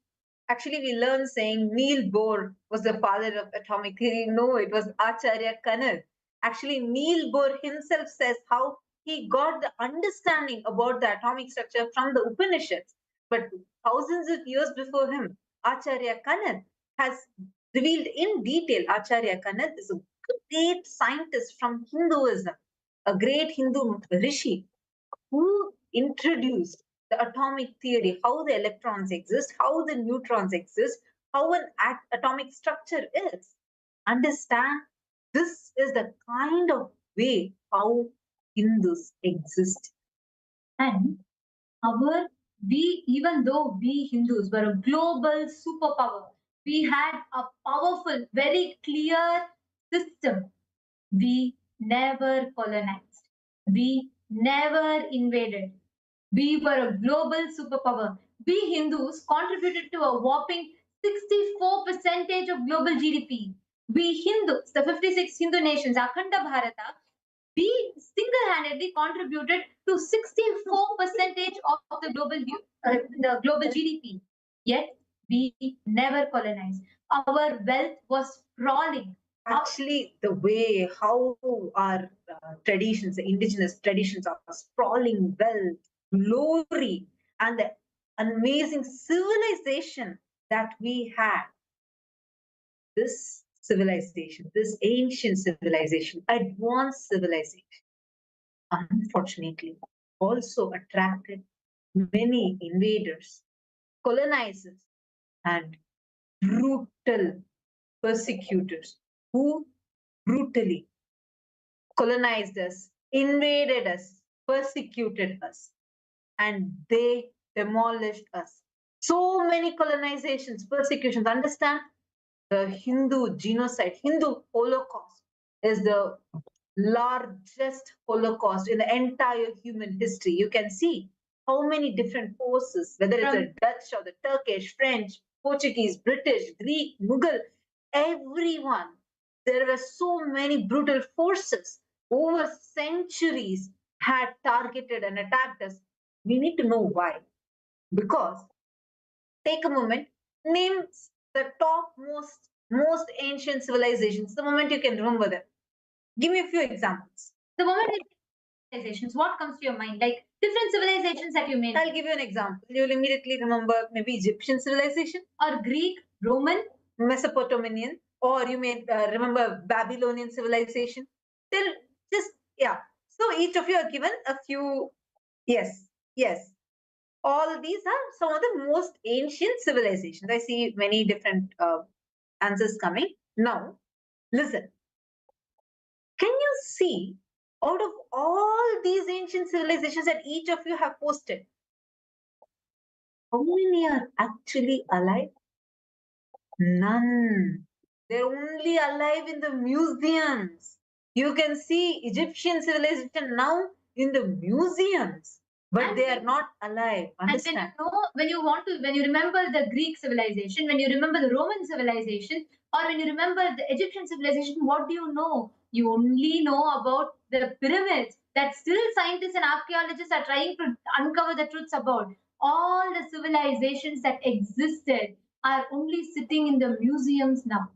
And the most ancient civilization yet still alive out of the 100 most ancient civilizations, or even in this ancient civilization there were 10 that were the most advanced. The top most was Hinduism, and it is only Sanatana Hindu Dharma which still exists, because of which Sanatana Hindu Dharma, Hindus have been the most persecuted. The brutal invasions, the kind of attacks, the brutal Holocaust that we had faced, it was so violent, so brutal. It caused the greatest destruction. It led to the world's greatest destruction ever, the most brutal Holocaust. It led to the Hindu Holocaust.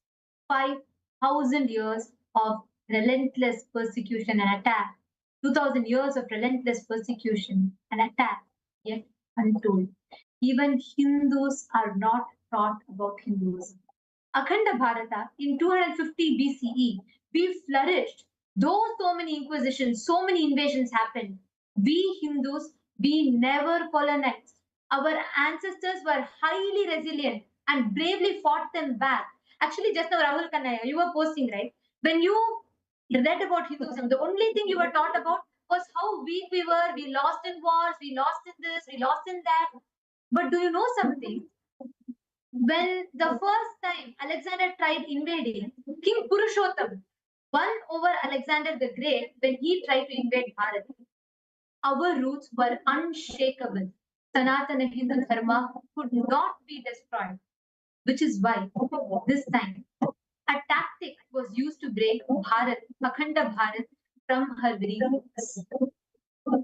An invasion with the hunger for power, wealth, and women. This invasion because of which this invasion was made blind to any type of dharma or humanity, to say the least. The Mughal invasion, the most brutal Holocaust that happened, which has led to the biggest of collapse. So many of our systems were destroyed, so many of our temples were destroyed, so many of our sciences were lost. And yet today, even we as Hindus are not taught about our history. Today, even if you have to learn, even if you have to understand about the science, you have nowhere to go. We celebrate so much about Kumbh Mela, but even the attacks that happened to Kumbh Mela are not taught in your history books, let alone attacks. Even what is Kumbh Mela, or the history, the success, how we celebrated the world's largest gathering, yet zero crimes happen when so many people gather. We are not taught about that. Actually, nowhere it is taught. It's except for Swamiji. You never ever know about this. It's just something like it's only Swamiji who has even brought this out for all of us. And this Mughal invasion was for one single purpose. They used deceit and treachery as a tactic to win battles. They collapsed.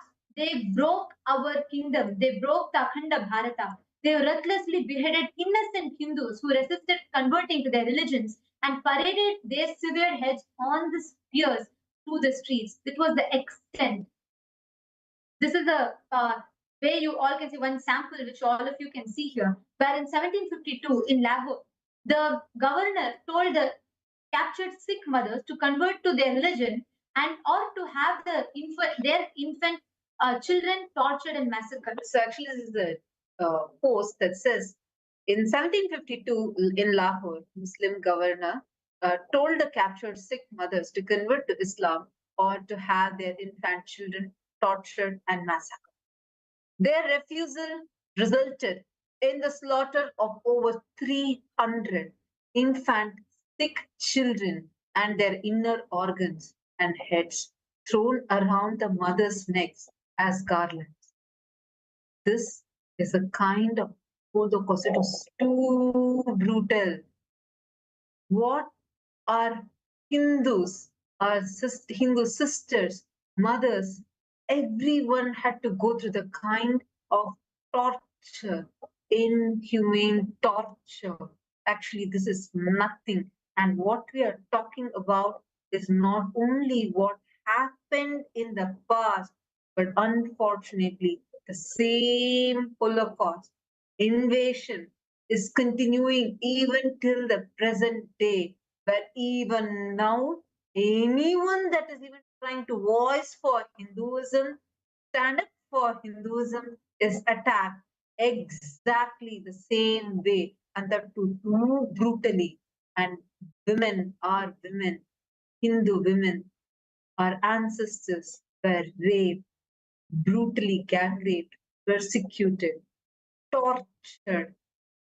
The kind of tortures that they went through can't even be told.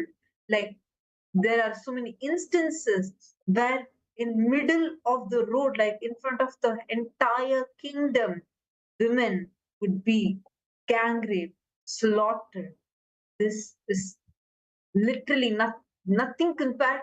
I can't even verbalize what kind of a torture and attacks that the Mughals had actually done to our Hindu ancestors. And even the history that you're taught, Rahul Kanaya, like you had posted, they taught you that, how we lost and the moment they came, they invaded. No, even with deceit and everything that they tried, did you know the Mughals failed the first 16 times that they attempted to invade Akhanda Bharat?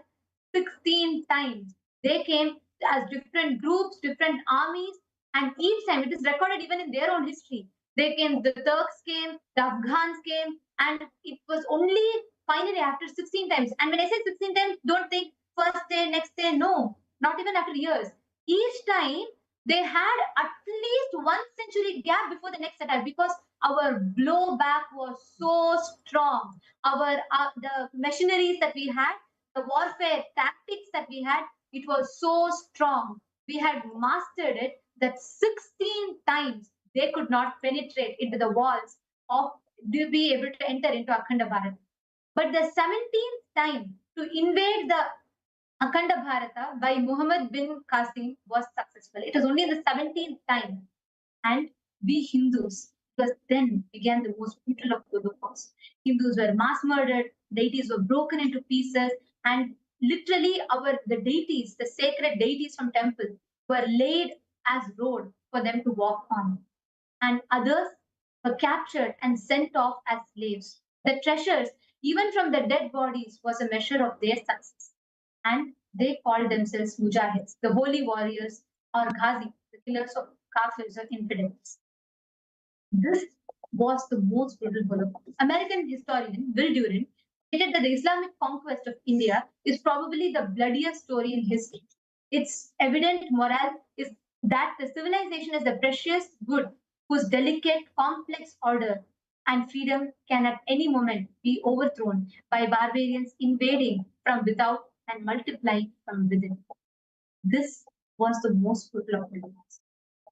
And what we are going to tell you all today, there's so much to talk about when we talk about the invasion, the persecution that happened.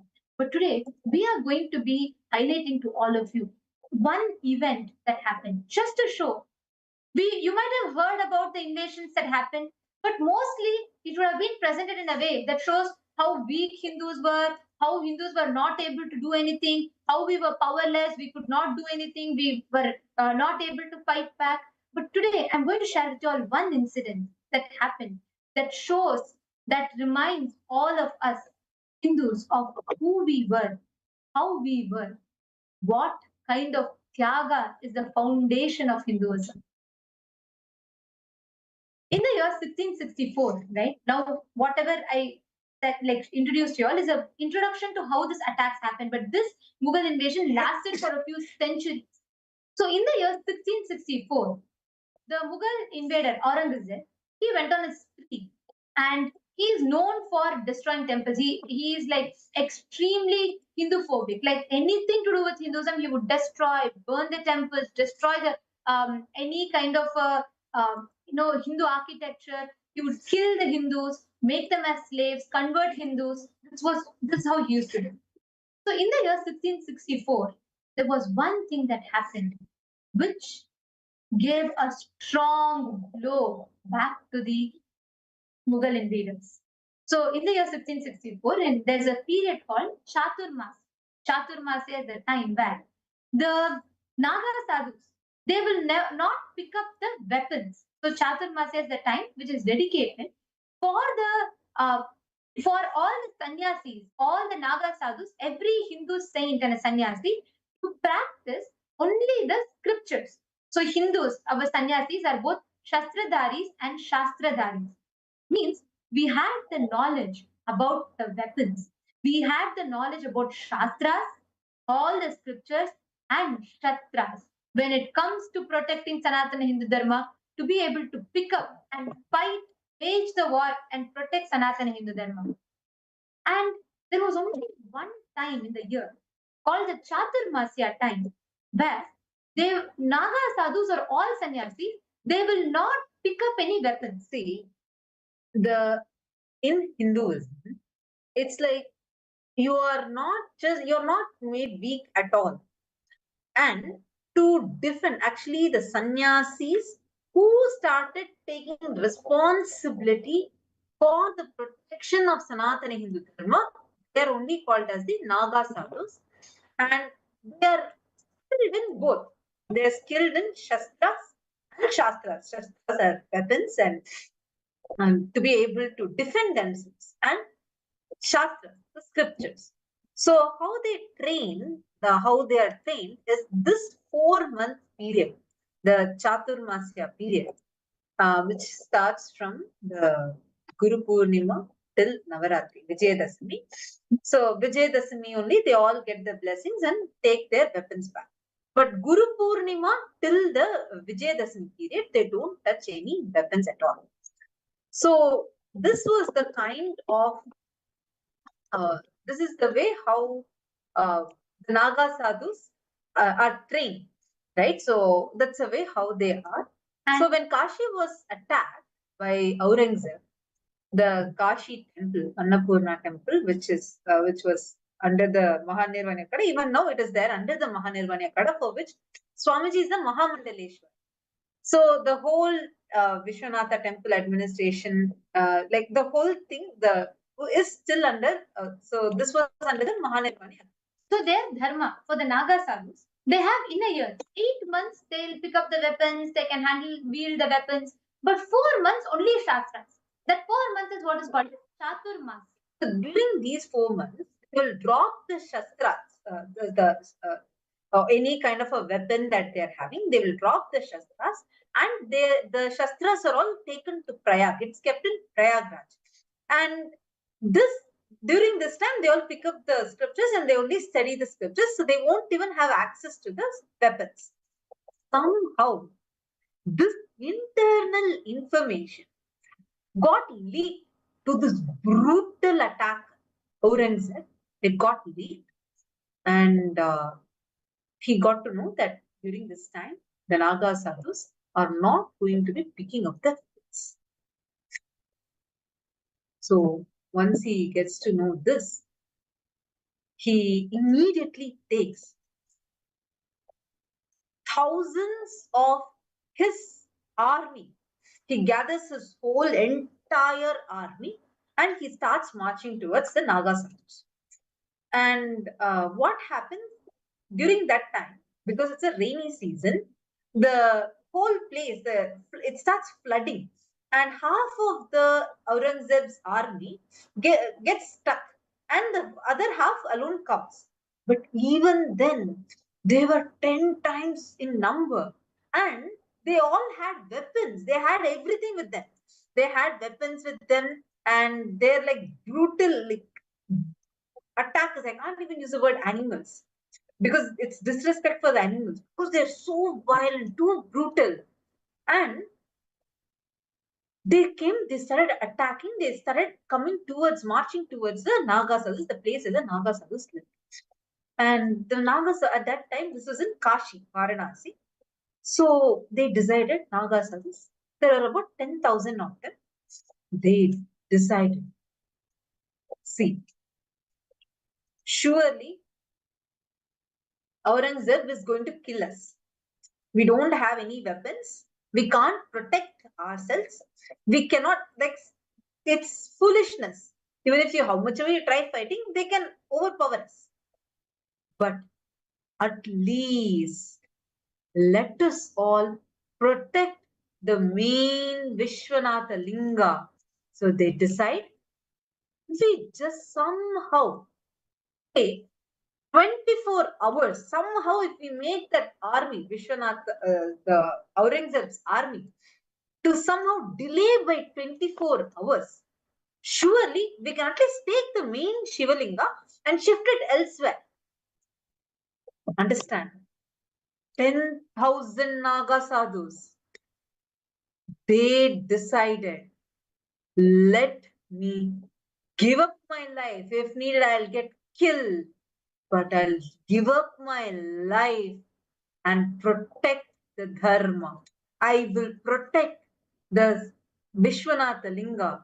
All 10,000 of them, they decide, they come together. When the Naga sadhus, you need to know, the Naga sadhus did not know.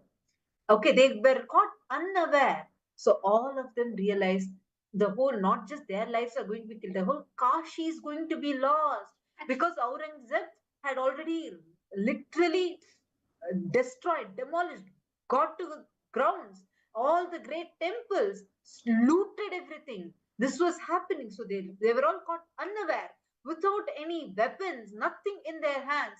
Everything was in Prayagraj. They did not have. The only thing that they had was their bodies. That's all. They did not have anything. And you all should know, this incident is recorded. The destruction of it is recorded even in the Mughal history. You all can Google and see. This is a publicly, you can access this information. It's called Battle of Gyanvapi. But no school books, no history textbooks will teach you this.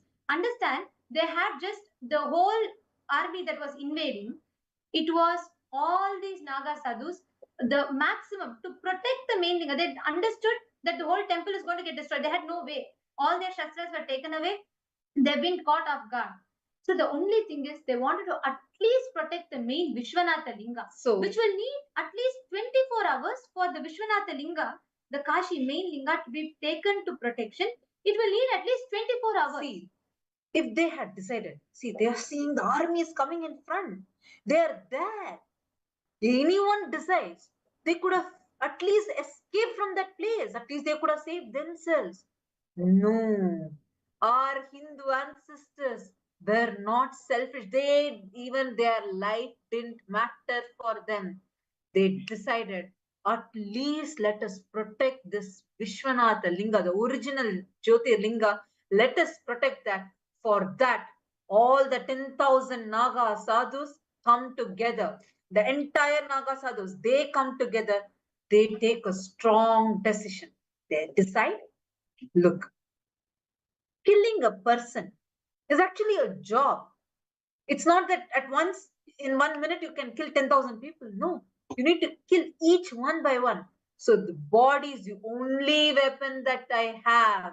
Let us go and stand as a human shield until the whole Shivalinga is taken to protection. Let us just go and stand as a human shield, give up our lives and protect the Vishwanatha Linga. And they all strategized, all the Naga sadhus decided for Aurangzeb to kill 10,000 of us. 24 hours minimum it will take. If we form as a human chain, and they all decided, stood around the temple, 10,000 Naga sadhus stood around the Kashi temple, formed a human chain, and it took exactly 24 hours Aurangzeb slaughtered each one by one, every Naga sadhus. In the meanwhile, just one group of Naga sadhus alone took the main Shivalinga. They went inside. They protected the Shivalinga. They took the Shivalinga and they went and sat inside the water, under the water in Jalasamadhi, protecting the main Kashi Vishwanatha Shivalinga, and 10,000 Naga sadhus sacrificed their lives, knowing that they will be killed, knowing that they will die. They don't even know if the actually temple will be rebuilt. Understand? They don't even know if the temple could be protected. Actually, you need to understand the kind of scenario there was. Every Hindu was being tortured, attacked, persecuted. They did not care. They didn't bother about their life. They stood as a human shield. They stood in front as a human shield with one hope. Someday, someone will come and revive. At least that hope, placing their hope, they just decided, let me give up my life, but protect the original linga. 10,000 of them just stand strong like a human shield. Actually, seeing the way each of them were standing without fear in their eyes, the Mughal army actually started getting terrorized. But this Aurangzeb's army kills each one of them, slaughters the 10,000 Naga sadhus. But that sacrifice is why even to this day, the original Jyotirlinga, the original Vishwanatha Linga in Kashi, Varanasi is still there. This is the sacrifice. The moment, actually, this was the exact time the sacrifice of the 10,000 Naga sadhus, they all just gave up their lives, standing strong there, just decided to just kill themselves, sacrifice themselves.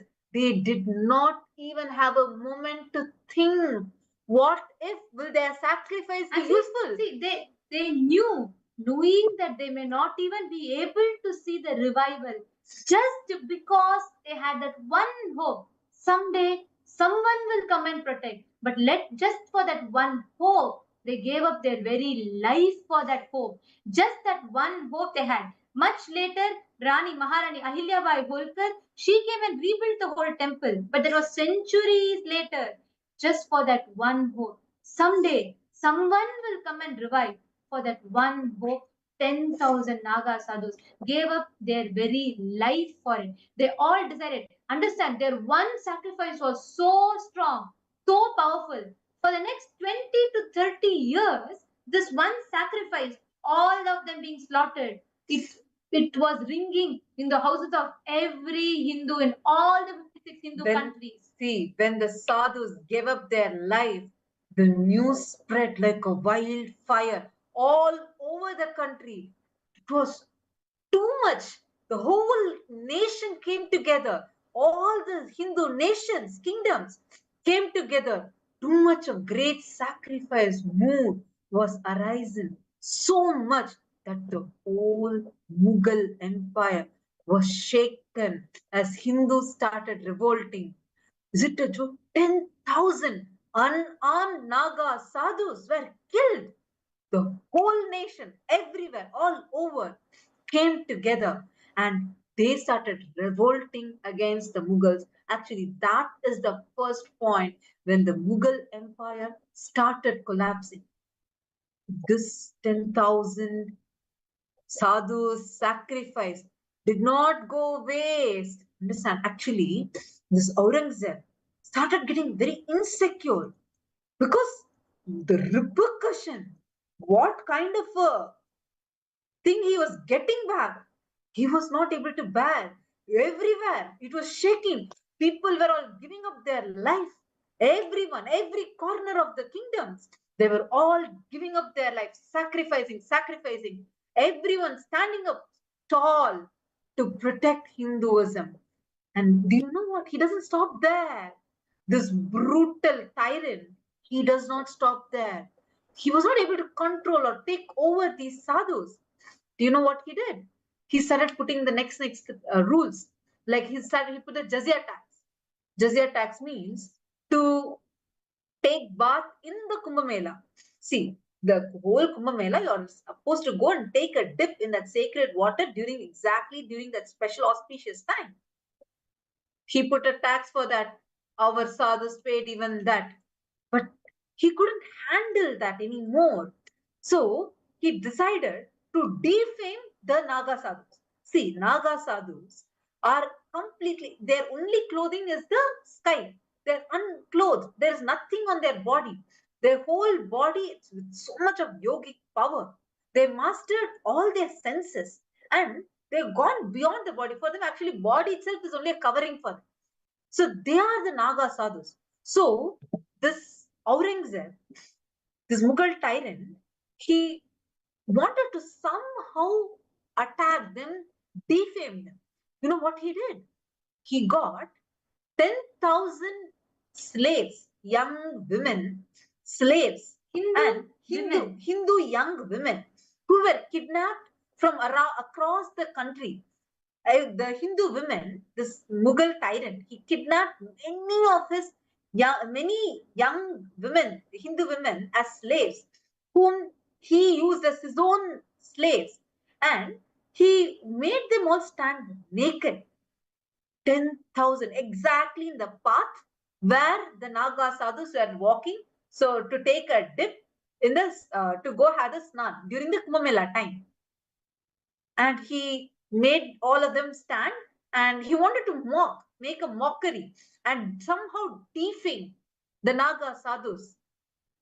But you know what our Naga sadhus did? They said one declaration, all of the Hindu women, they were all made to stand forcefully naked on the road in the exact path. How Naga sadhus have to go to take the dip in the water?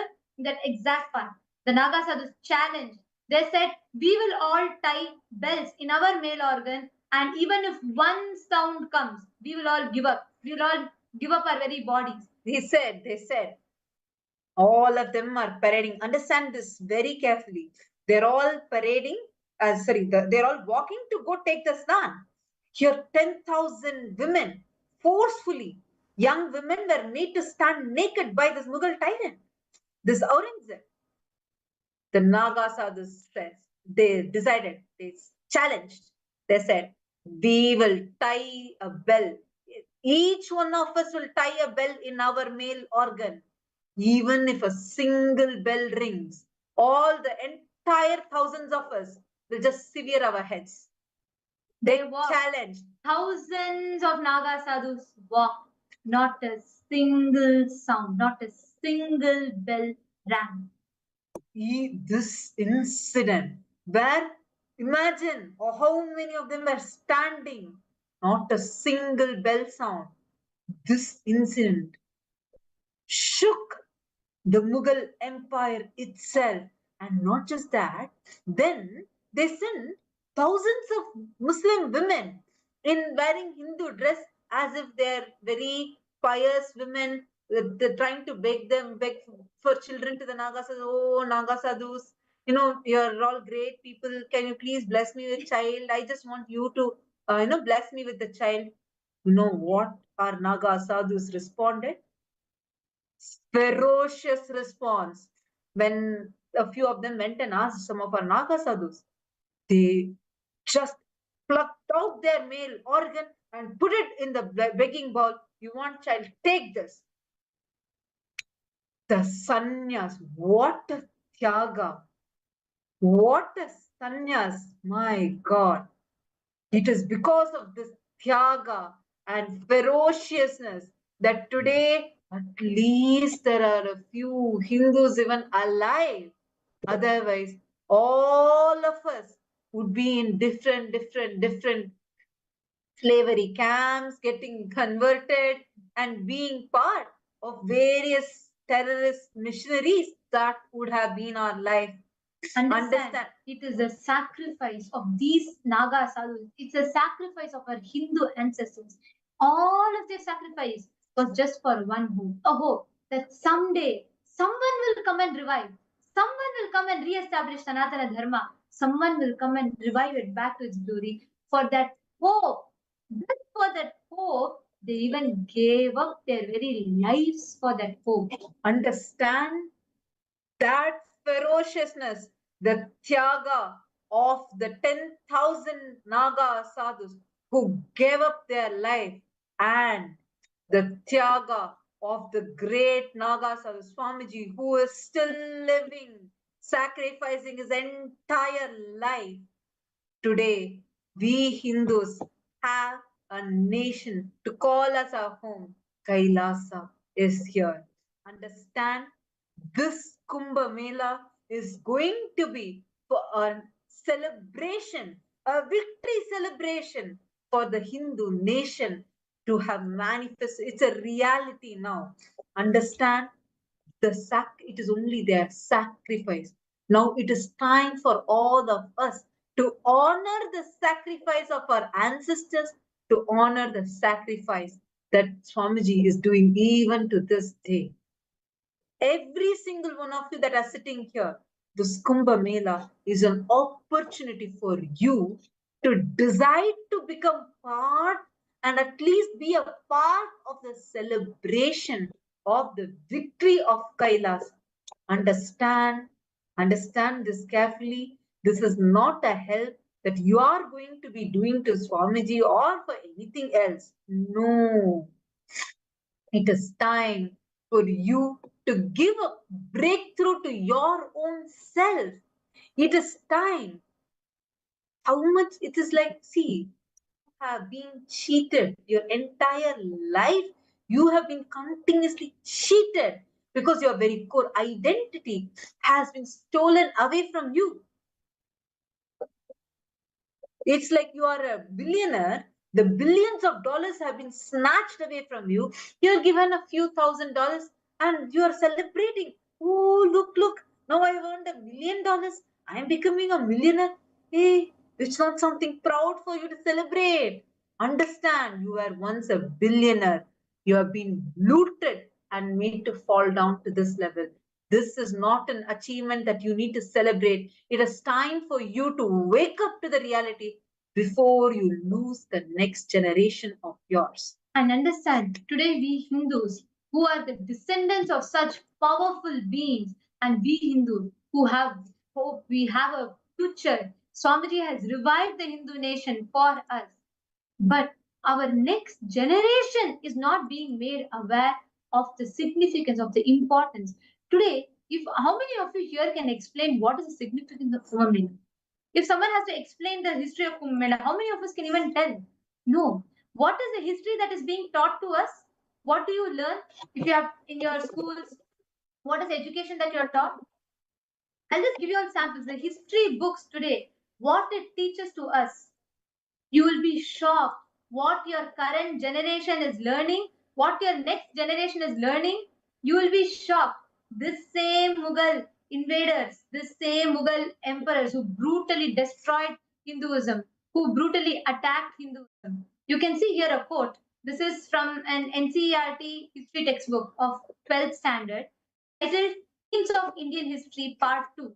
Features the following lines in the second paragraph of page 234. It says, even when temples were destroyed during war, grants were later issued for their repair, as we know from the reigns of Shah Jahan and Aurangzeb, the very Aurangzeb who killed 10,000 Naga sadhus.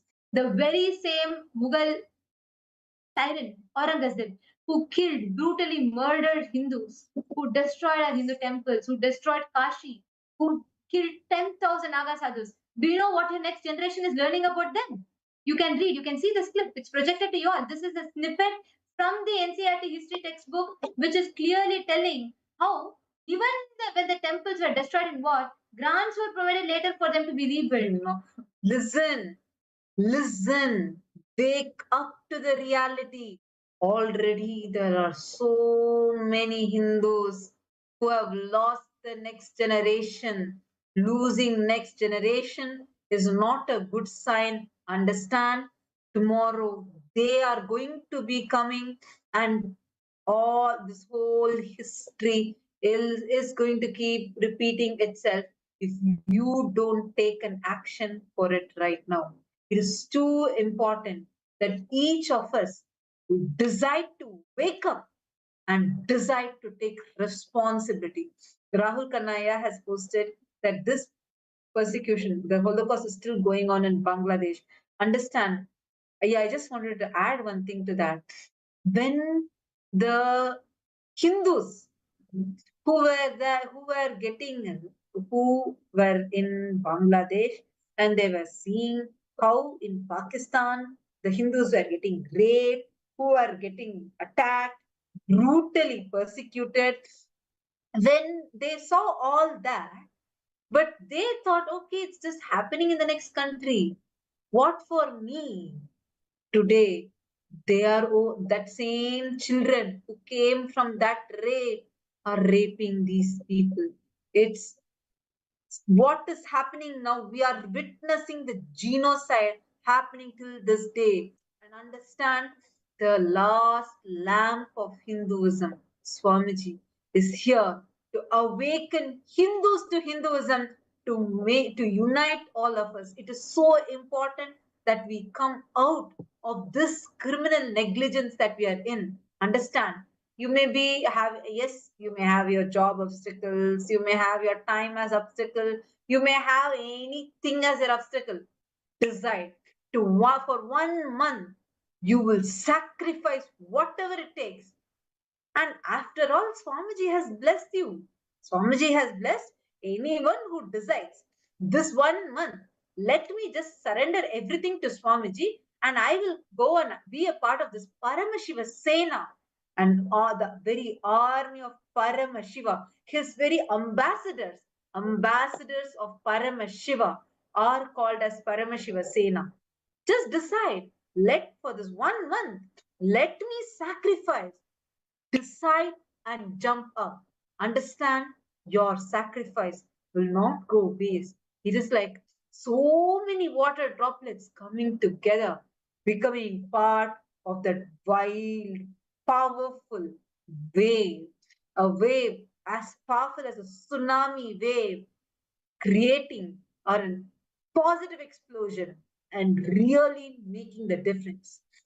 See, this is what for 10,000 Naga sadhus gave up their very life. After so many centuries, so many years of sacrifice, read the Hindu history, whether it is Chanakya, Chandragupta Maurya, who all aimed for one Akhanda Bharata, the Hindu nation to be revived, or whether it is the Naga sadhus, whether it is Chhatrapati Shivaji Maharaj, every one of them who aimed for Swarashtra, their Hindu governance. Today, all of their hopes, everything has been fulfilled by Swamiji, who has revived and re-established Hinduism. Now, as Hindus, for us to stand up for Hinduism, especially knowing this, for us to stand up for Hinduism is not a luxury or a choice, it is a necessity and responsibility. You at least need to wake up to be a part of this, to say the least. Everything has been done. Paramashiva himself came down. He has revived this whole thing as Swamiji and re-established the political legitimacy back to Sanatana Hindu Dharma. But now it is us Hindus, our responsibility to become a part of Paramashiva Sena, to revive, to raise awareness amongst Hindus about Hinduism. Today, even to go to temple is a big, Hindus feel like it's, oh God, I have to go to a temple, or I just go to temple, that's enough. You do not know, just one Mughal emperor, Aurangzeb, he destroyed 60,000 Hindu temples, and Mughals ruled for 3 centuries. 1 year, 60,000 temples. Can you imagine? Actually, Chandrasekharaya has posted, just in 1948, Kashmir Hindus population was 68%. Now, it is only 2%.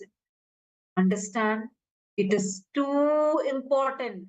Chandrasekharaya, thank you so much for sharing that, because this is the alarming rate in which Hinduism, Sanatana Hindu Dharma, is getting destroyed. It is really, really getting persecuted, attacked, and so violently. Anyone who is even standing up, not even to the, like, really powerfully standing up. Even if they decide to voice out, they are all getting eliminated. Even before Hindus wake up to them, they're done. Understand? This is what is happening even now, even to this day. Just see how many of you who are living, like many of the NRIs that are living, the Hindu diaspora, we have from at least 200 countries, people sitting with us.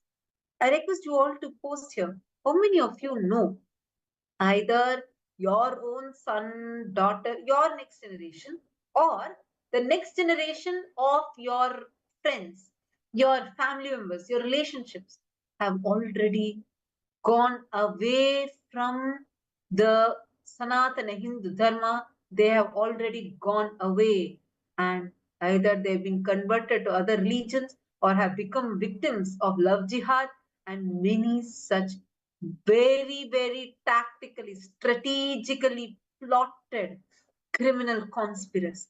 How many of you know? Can I request all of you to just wave your hands? You all can just wave your hands. How many of you, either your own next generation or the friends, families whose next generation have already been lost? My God. So many of you. My God.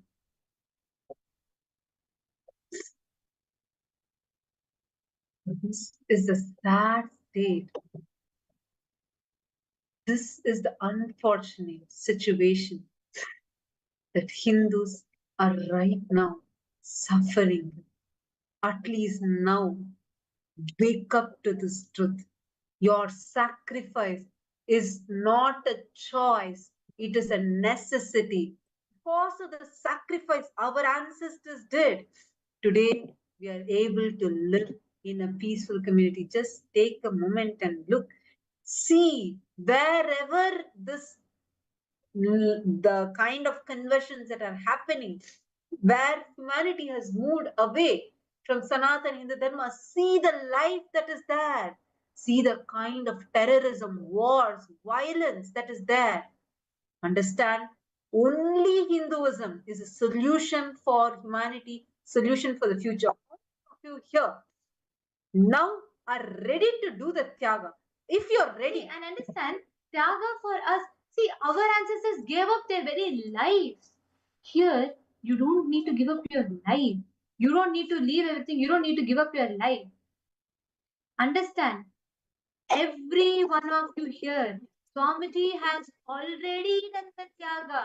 He has sacrificed his entire life for this one purpose, one mission, one sole purpose, for Sanatana Hindu Dharma's revival, for the revival of the Hindu nation. You don't need to give up your life. You don't need to go stand in front of the sword and take your life. No.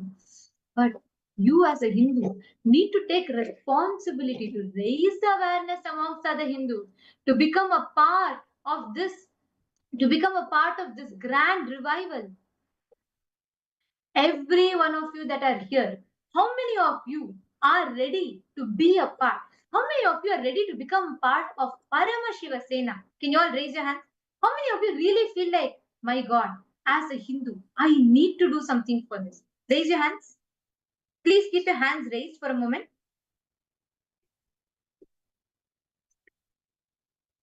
Every one of you that are raising your hand, every single one of you. Thank you. You all can drop your hands now. For every one of you, becoming part of Paramashiva Sena, becoming part of Kailasa is a responsibility of ours. What today your current generation is learning, leave alone your current generation, even what you would have learned. If not for Swamiji, we would have not even had the awareness to go and do a fact check. We would have not had the awareness. We would have never put an effort to go and verify. No, we would have never done any of this. Let me all just give you all an example, right? How many of you here have heard of the Akbar Birbal stories? How many of you here have heard of the Akbar Birbal stories, read about it in your childhood?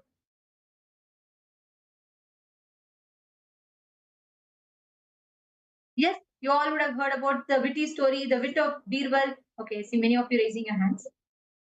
And if you Google, actually you all can right now Google and see. You can ask Google, who is Akbar? If you Google, when you ask what was Akbar, when you Google, it'll say Akbar the Great. When you see Akbar, he was considered as the greatest Mughal emperor. Akbar was known as the peace, the one who restored the peace, who restored the who scraped the jizya tax and everything. That is all. That is the history that your children are taught. But what actually Akbar did? There are so many. He brutally massacred Hindu women. Just one example, the siege of Chittor from the year 1566 to 67, where the Hindu royal women committed Johar in 3 places of the fort. 40,000 Hindus were killed. Our women, they murdered. This is just one example. This is the current condition. This is the current life. And for all of us as Hindus, to become a part of the Paramashivoham is our spiritual responsibility to that commitment. And it is only when it is through these happenings, like whether Swamiji, how Swamiji is now reviving the whole Kumbh Mela, making all of us Hindus become a part, to start actively understanding, not just participating in it as an event, no, to understand the context, to be part of the preparation, to understand the significance of why Kumbh Mela is needed, the place where all the Hindus can come together, wherever you are, to be a part of this. Every way Swamiji has done. He has done the Tyaga. He is making this available. Now, every one of you that are here, it is your responsibility. It becomes your responsibility to become a part of this revival. You can decide. Take the decision now. If you decide right now, go ahead and see, understand, Kumbh Mela is the world's largest gathering of humanity, and through this, you get to be part of the most powerful happening. This is actually the most important highlight of Hinduism. It's Kumbh Mela.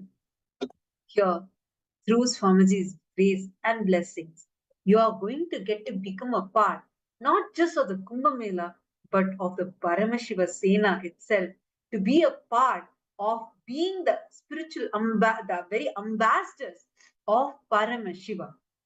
Understand what kind of sacrifice the Naga sadhus did, 10,000 of them giving up their life, and what they are doing even to this day. How? All the Naga sadhus, even now, Swamiji, single-handedly, the 10,000 of them gave up their life. And now, the greatest Naga sadhu, Swamiji, is living and reviving the whole Sanatana Hindu Dharma, Hindu nation. This sacrifice, what the Naga sadhus did by giving up their life, and what Swamiji is doing by living and reviving. For this sacrifice, at least, the least we can do is at least to dedicate our life, decide to take responsibility, decide to become part of the Paramashivoham. Whoever wants to become part of this Paramashivoham, take a moment right now. And you all can head to the link that is projected, ecitizen.info/US. There are some of you who say, I'm not able to make it to other country right now. I'm logistically, I'm not able to do it. Understand, you need to understand and cognize as a Hindu, being part of Kumbh Mela becomes a responsibility. Even if you are not able to make, you can take responsibility to enrich the others. You can take responsibility to raise awareness in your locality, share, make people a part in your, wherever in your place that you are, make people a part, raise the awareness about it, enrich, inspire people, do what it takes, but commit to it as your spiritual responsibility. Commit to it. Take responsibility. Speak to the Hindus around you. Share on your social media platforms. Invite. Only we Hindus come together. We can experience. We can become a part of this revival. The revival is done. Swamiji has established the nation in spite of all the attacks, in spite of there's so much Hindus themselves are not being aware of this. In spite of all of that, he has done the Tyaga, he has established. Now, it is time for us Hindus, especially all the citizens and e-citizens of Kailasa. It becomes our spiritual responsibility to enrich, to raise awareness amongst Hindus. Every one of you that are watching, if you feel, if you resonate, you want to experience, you want to be a part, take a moment, head to the page ecitizen.info/US. And if you are not able to make it, if you're not able to be part, contribute your time. You, from where you are, start taking responsibility, commit to pick up. You can reach out to your friends, your family members, or you can take a few minutes time to, on social media, you can leverage so many different tools that are available to reach out to other Hindus, inspiring them, enriching them, for them to be a part. Do not miss Kumbh Mela. One, for personally for you, the kind of phenomenal experiences you will have. And second, most fundamentally, as a Hindu, it becomes your spiritual responsibility. It becomes your commitment to Sanatana Hindu Dharma, to stand up for Sanatana Hindu Dharma, for Veda Mata. When Paramashiva has come down to revive as Swamiji, it becomes our responsibility to stand up, to be part of this Paramashiva Sena.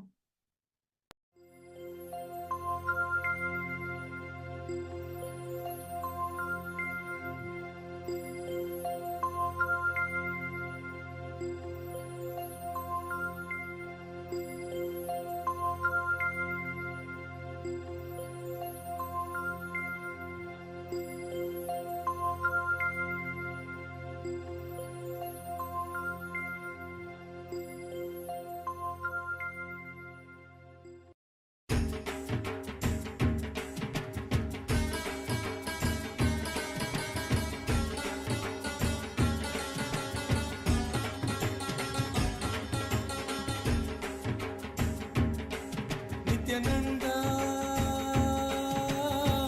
Hara Shiva Shiva Murahara Damar Bhaje. Nithyananda, Hara Shiva Shiva Murahara Damar Bhaje. Jaya Jagadodharana, Jaya Nitya Jagadishwara Harana. Shri Nitya Jaya Nitya Hara Nitya Hara Paramahamsa Shri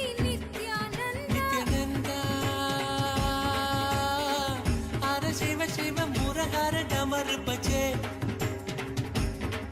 Nithyananda,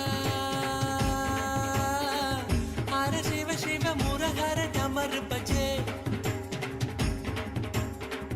Jaya Jagadodharana, Jaya Nitya Jagadishwara Harana. Jaya Nitya Jagadishwara Harana. Shri Nitya Jaya Nitya Hara Nitya Hara Paramahamsa Shri Nithyananda, Hara Shiva Shiva Murahara Damar Bhaje.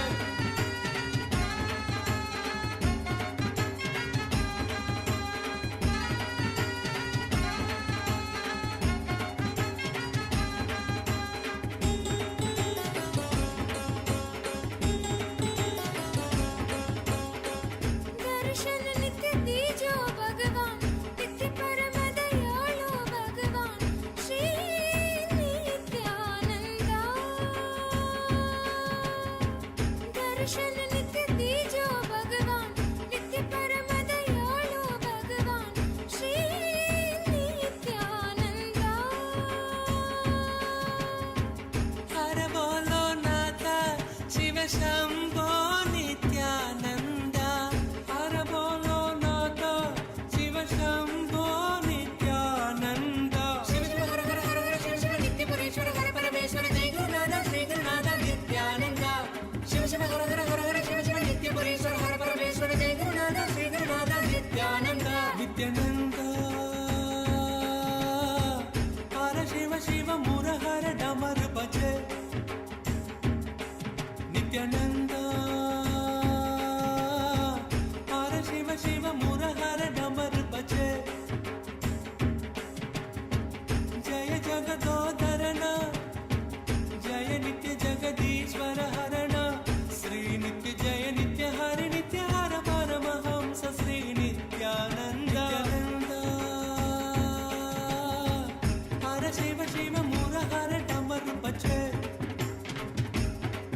Nithyananda Hara Shiva Shiva Murahara Damar Bhaje Jaya Jagadodharana Jaya Nitya Jagadishwara Harana Jaya Nitya Jagadishwara Harana Shri Nitya Jaya Nitya Hari Nitya Hara Paramahamsa Shri Nithyananda Nithyananda Hara Shiva Shiva Murahara Damar Bhaje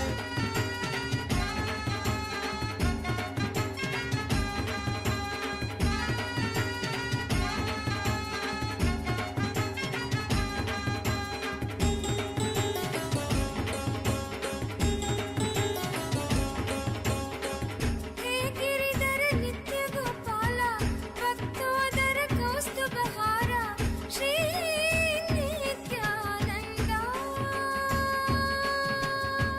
He Giridhara Nitya Gopala Bhaktodara Kaustubhara Sri Nithyananda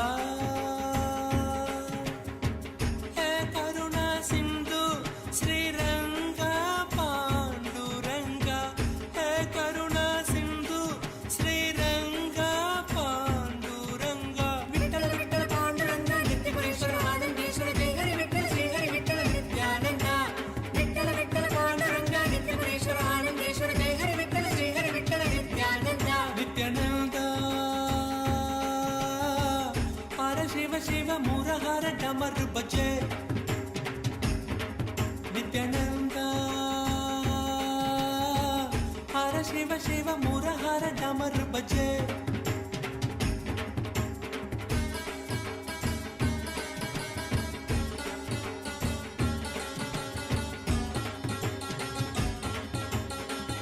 Jyotirmaya Nityeshwari Ma Bhuvaneshwari Nityapuri Ma Shri Nityeshwari Ma Jyotir